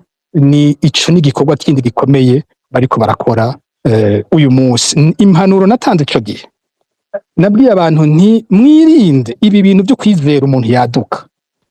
Umuntu yaduka utamuzi, fata umwanya uburizigira ibyo usanzwe uzi wowe uvuga ko uzi neza. Icyaduka uvuga uti uyu muntu ndumva avuga neza, uyu muntu ndabona yuko arakora ibintu vyiza, sindamuzi ariko reka bijya bikorwa vyiwe ntaco ndabikorako, mugabo nizigira uwo nzi, hanyuma bijya nabyo tubikurikirane uko bifise akamaro tubigenderemo. Kuko kenshi umuteguzana naho narababwiye nk'ikintu cyakozwe ku muntu yitwa Kiramunda, n'umuhisi kenshi birangora kuvuga bapfuye. Banamutumye mu iperereza gukora ikinyamakuru cyitwa Bujumbura News. Bujumbura News yakora gute? Yafata amakuru yose yatanzwe n'abantu ikayasohora. Imaze kuyasohora ibi kandi ikavuga ibintu bigwanya ubutegetsi. Hari inyandiko zanje zo kuri Facebook nabona bashyirako ijournal iwacu yahatswe no kubitwarira baterura inkuru za iwacu bashyirako ari Renaissance ivuze wabisangako, kugira ngo abantu bose baze kwizigira ico kinyamakuru bagikurikire. Mu nyuma haci habiki iyo bakeneye gucishamwo naho inkuru iza kugwanya abatavuga rumwe n'ubutegetsi, bice vyoroha kwicamwo kandi abantu bayizere kuko basanzwe basomayo izindi nkuru zizewe. Mu bisanzwe ico kinyamakuru cyari cyashinzwe bwa mbere ari kugwanya ikinyamakuru cyari gikomeye muri iyo myaka cyo kwa Rukindikiza. Twese nico twasoma muri iyo myaka urondera amakuru anyegeje. Yari ikinyamakuru cya Rukindikiza, abantu benshi baracibuka muri ico gihe. Hanyuma bashyiraho Bujumbura News ugirwanya ico, ariko ikoresheje amakuru y'abantu bizewe, hanyuma ikadira cishamwo ayatariyo. N'uyu munsi ejo ukabona umuntu yaduka umwanya umwe utari umuzi, aradutse ihiga umwanya umwe aravuga ibya CNDD akabigwanya, harahaza arasobeka mutundi. Ndabona nko kuri Facebook umuntu abikora gutyo, shenza kumuvuga izina. Abantu nimwige gukanura mwa Barundi. Abarundi nimureke kuba nk'abana intwari bakinisha uko igomvye, nimwige gukanura. Umuntu araduka ngo mwese abagize gutya ni mundungikire amatelefone yanyu, ngo nzoca ndabarungikira amayinite. Uwo muntu ntawe umuzi, ntuzi yazananye, akatangura kuganiriza ngo nuko ari inkuru imwe yakuryoheye yanditse, ugatangura kumuha amabanga yawe, ejo bikurikira bikakubana ibindi. Akanyuma ntishuye ko nuko mwambaje muti ibyo kunyuruza abantu ubwo ntibigiye kugwira.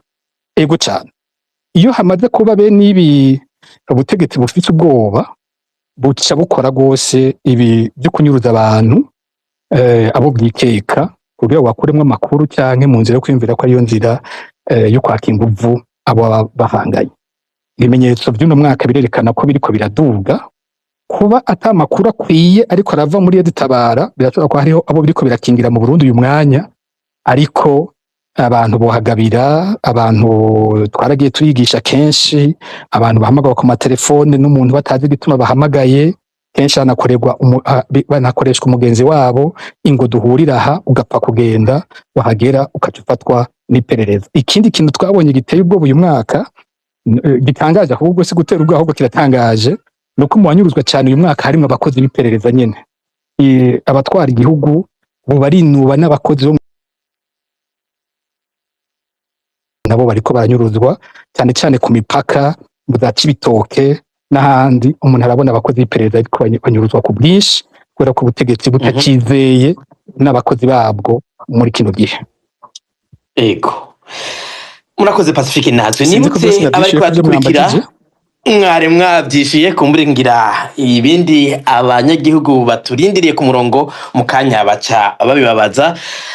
nkuko ibiganiro vya Focode rero biba bitunganijwe, uyu n'umwanya ugira igice cya kabiri cya kino kiganiro. Mwavyumvise yuko abakumbuga ngurukana bumenyi canke mu mvugo z'abategetsi mu Burundi kiriko kiravugwa cyane kandi cyanavuzwe na hano mu kiganiro nibijanye n'ibitero bishobora gukorwa n'imihari y'abarundi boba bariko bitegurira gutera igihugu kugira bagwanye leta ya CNDD FDD. Mwumvise uko batumire babisigura, mwumvise amakenga bafise, mwumvise n'impanuro baha abariko baradukurikira.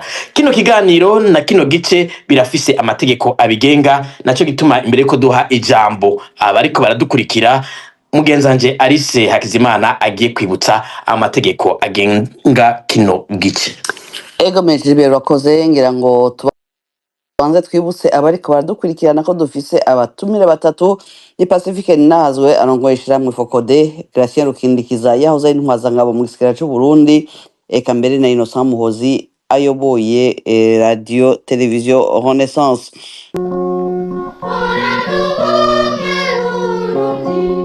Sama majangiri barundi, konezina